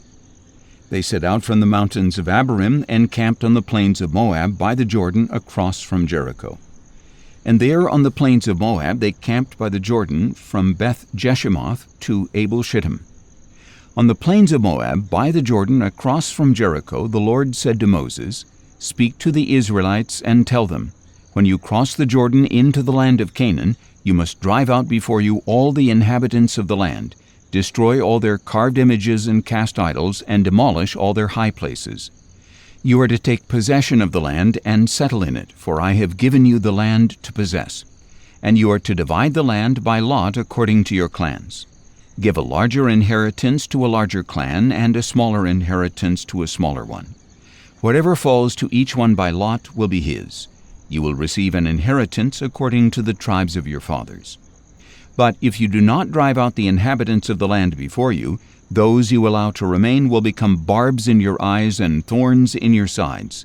They will harass you in the land where you settle, and then I will do to you what I had planned to do to them." Numbers chapter 34. Then the Lord said to Moses, "Command the Israelites and say to them, when you enter the land of Canaan, it will be allotted to you as an inheritance with these boundaries. Your southern border will extend from the wilderness of Zin along the border of Edom. On the east, your southern border will run from the end of the Salt Sea, cross south of the ascent of Akrabim, continue to Zin, and go south of Kadesh Barnea. Then it will go on to Hazer Adar and proceed to Asmon, where it will turn from Asmon, join the brook of Egypt, and end at the sea. Your western border will be the coastline of the Great Sea. This will be your boundary on the west. Your northern border will run from the Great Sea directly to Mount Hor, and from Mount Hor to Lebo-Hamath, then extend to Zedad, continue to Ziphron, and end at Hazer Enan. This will be your boundary on the north. And your eastern border will run straight from Hazer Enan to Shepham, then go down from Shepham to Riblah on the east side of Ain, and continue along the slopes east of the Sea of Kinnereth. Then the border will go down along the Jordan and end at the Salt Sea. This will be your land, defined by its borders on all sides." So Moses commanded the Israelites, "Apportion this land by lot as an inheritance. The Lord has commanded that it be given to the 9½ tribes. For the tribes of the Reubenites and Gadites, along with the half-tribe of Manasseh, have already received their inheritance. These 2½ tribes have received their inheritance across the Jordan from Jericho toward the sunrise." Then the Lord said to Moses, "These are the names of the men who are to assign the land as an inheritance for you: Eleazar the priest and Joshua son of Nun. Appoint one leader from each tribe to distribute the land. These are their names: Caleb, son of Jephunneh, from the tribe of Judah; Shemuel, son of Ammihud, from the tribe of Simeon; Elidad, son of Kislon, from the tribe of Benjamin; Bukai, son of Joglai, a leader from the tribe of Dan; Haniel, son of Ephod, a leader from the tribe of Manasseh, son of Joseph; Kemuel, son of Shiftan, a leader from the tribe of Ephraim; Elizaphan, son of Parnak, a leader from the tribe of Zebulun; Paltiel, son of Azan, a leader from the tribe of Issachar; Ahihud, son of Shalomai, a leader from the tribe of Asher; and Pedahel, son of Ammihud, a leader from the tribe of Naphtali. These are the ones whom the Lord commanded to apportion the inheritance to the Israelites in the land of Canaan." Numbers chapter 35. Again the Lord spoke to Moses on the plains of Moab by the Jordan across from Jericho. "Command the Israelites to give, from the inheritance they will possess, cities for the Levites to live in and pasture lands around the cities. The cities will be for them to live in, and the pasture lands will be for their herds, their flocks, and all their other livestock. The pasture lands around the cities you are to give the Levites will extend 1,000 cubits from the wall on every side. You are also to measure 2,000 cubits outside the city on the east, 2,000 on the south, 2,000 on the west, and 2,000 on the north, with the city in the center. These areas will serve as larger pasture lands for the cities. 6 of the cities you give the Levites are to be appointed as cities of refuge, to which a manslayer may flee. In addition to these, give the Levites 42 other cities. The total number of cities you give the Levites will be 48 with their corresponding pasture lands. The cities that you apportion from the territory of the Israelites should be given to the Levites in proportion to the inheritance of each tribe, more from a larger tribe and less from a smaller one. Then the Lord said to Moses, "Speak to the Israelites and tell them, when you cross the Jordan into the land of Canaan, designate cities to serve as your cities of refuge, so that a person who kills someone unintentionally may flee there. You are to have these cities as a refuge from the avenger, so that the manslayer will not die until he stands trial before the assembly. The cities you select will be your 6 cities of refuge. Select 3 cities across the Jordan and 3 in the land of Canaan as cities of refuge. These 6 cities will serve as a refuge for the Israelites and for the foreigner or stranger among them, so that anyone who kills a person unintentionally may flee there. If, however, anyone strikes a person with an iron object and kills him, he is a murderer. The murderer must surely be put to death. Or if anyone has in his hand a stone of deadly size and he strikes and kills another, he is a murderer. The murderer must surely be put to death. If anyone has in his hand a deadly object of wood and he strikes and kills another, he is a murderer. The murderer must surely be put to death. The avenger of blood is to put the murderer to death. When he finds him, he is to kill him. Likewise, if anyone maliciously pushes another or intentionally throws an object at him and kills him, or if in hostility he strikes him with his hand and he dies, the one who struck him must surely be put to death. He is a murderer. When the avenger of blood finds the murderer, he is to kill him. But if anyone pushes a person suddenly without hostility, or throws an object at him unintentionally, or without looking drops a heavy stone that kills him, but he was not an enemy and did not intend to harm him, then the congregation must judge between the slayer and the avenger of blood according to these ordinances. The assembly is to protect the manslayer from the hand of the avenger of blood. Then the assembly will return him to the city of refuge to which he fled, and he must live there until the death of the high priest, who was anointed with holy oil. But if the manslayer ever goes outside the limits of the city of refuge to which he fled, and the avenger of blood finds him outside of his city of refuge and kills him, then the avenger will not be guilty of bloodshed, because the manslayer must remain in his city of refuge until the death of the high priest. Only after the death of the high priest may he return to the land he owns. This will be a statutory ordinance for you for the generations to come, wherever you live. If anyone kills a person, the murderer is to be put to death on the testimony of the witnesses, but no one is to be put to death based on the testimony of a lone witness. You are not to accept a ransom for the life of a murderer who deserves to die. He must surely be put to death. Nor should you accept a ransom for the person who flees to a city of refuge and allow him to return and live on his own land before the death of the high priest. Do not pollute the land where you live, for bloodshed pollutes the land, and no atonement can be made for the land on which the blood is shed, except by the blood of the one who shed it. Do not defile the land where you live and where I dwell, for I, the Lord, dwell among the Israelites. Numbers chapter 36. Now the family heads of the clan of Gilead, son of Machir, son of Manasseh, one of the clans of Joseph, approached Moses and the leaders who were the heads of the Israelite families and addressed them, saying, When the Lord commanded my Lord to give the land as an inheritance to the Israelites by lot, he also commanded him to give the inheritance of our brother Zelophehad to his daughters. But if they marry any of the men from the other tribes of Israel, their inheritance will be withdrawn from the portion of our fathers and added to the tribe into which they marry. So our allotted inheritance would be taken away. And when the Jubilee for the Israelites comes, their inheritance will be added to the tribe into which they marry, and taken away from the tribe of our fathers. So, at the word of the Lord, Moses commanded the Israelites, The tribe of the sons of Joseph speaks correctly. This is what the Lord has commanded concerning the daughters of Zelophehad. They may marry anyone they please, provided they marry within a clan of the tribe of their father. No inheritance in Israel may be transferred from tribe to tribe, because each of the Israelites is to retain the inheritance of the tribe of his fathers. Every daughter who possesses an inheritance from any Israelite tribe must marry within a clan of the tribe of her father, so that every Israelite will possess the inheritance of his fathers. No inheritance may be transferred from one tribe to another, for each tribe of Israel must retain its inheritance. So the daughters of Zelophehad did as the Lord had commanded Moses. Mahlah, Tirzah, Hoglah, Milcah, and Noah, the daughters of Zelophehad, were married to cousins on their father's side. They married within the clans of the descendants of Manasseh, son of Joseph, and their inheritance remained within the tribe of their father's clan.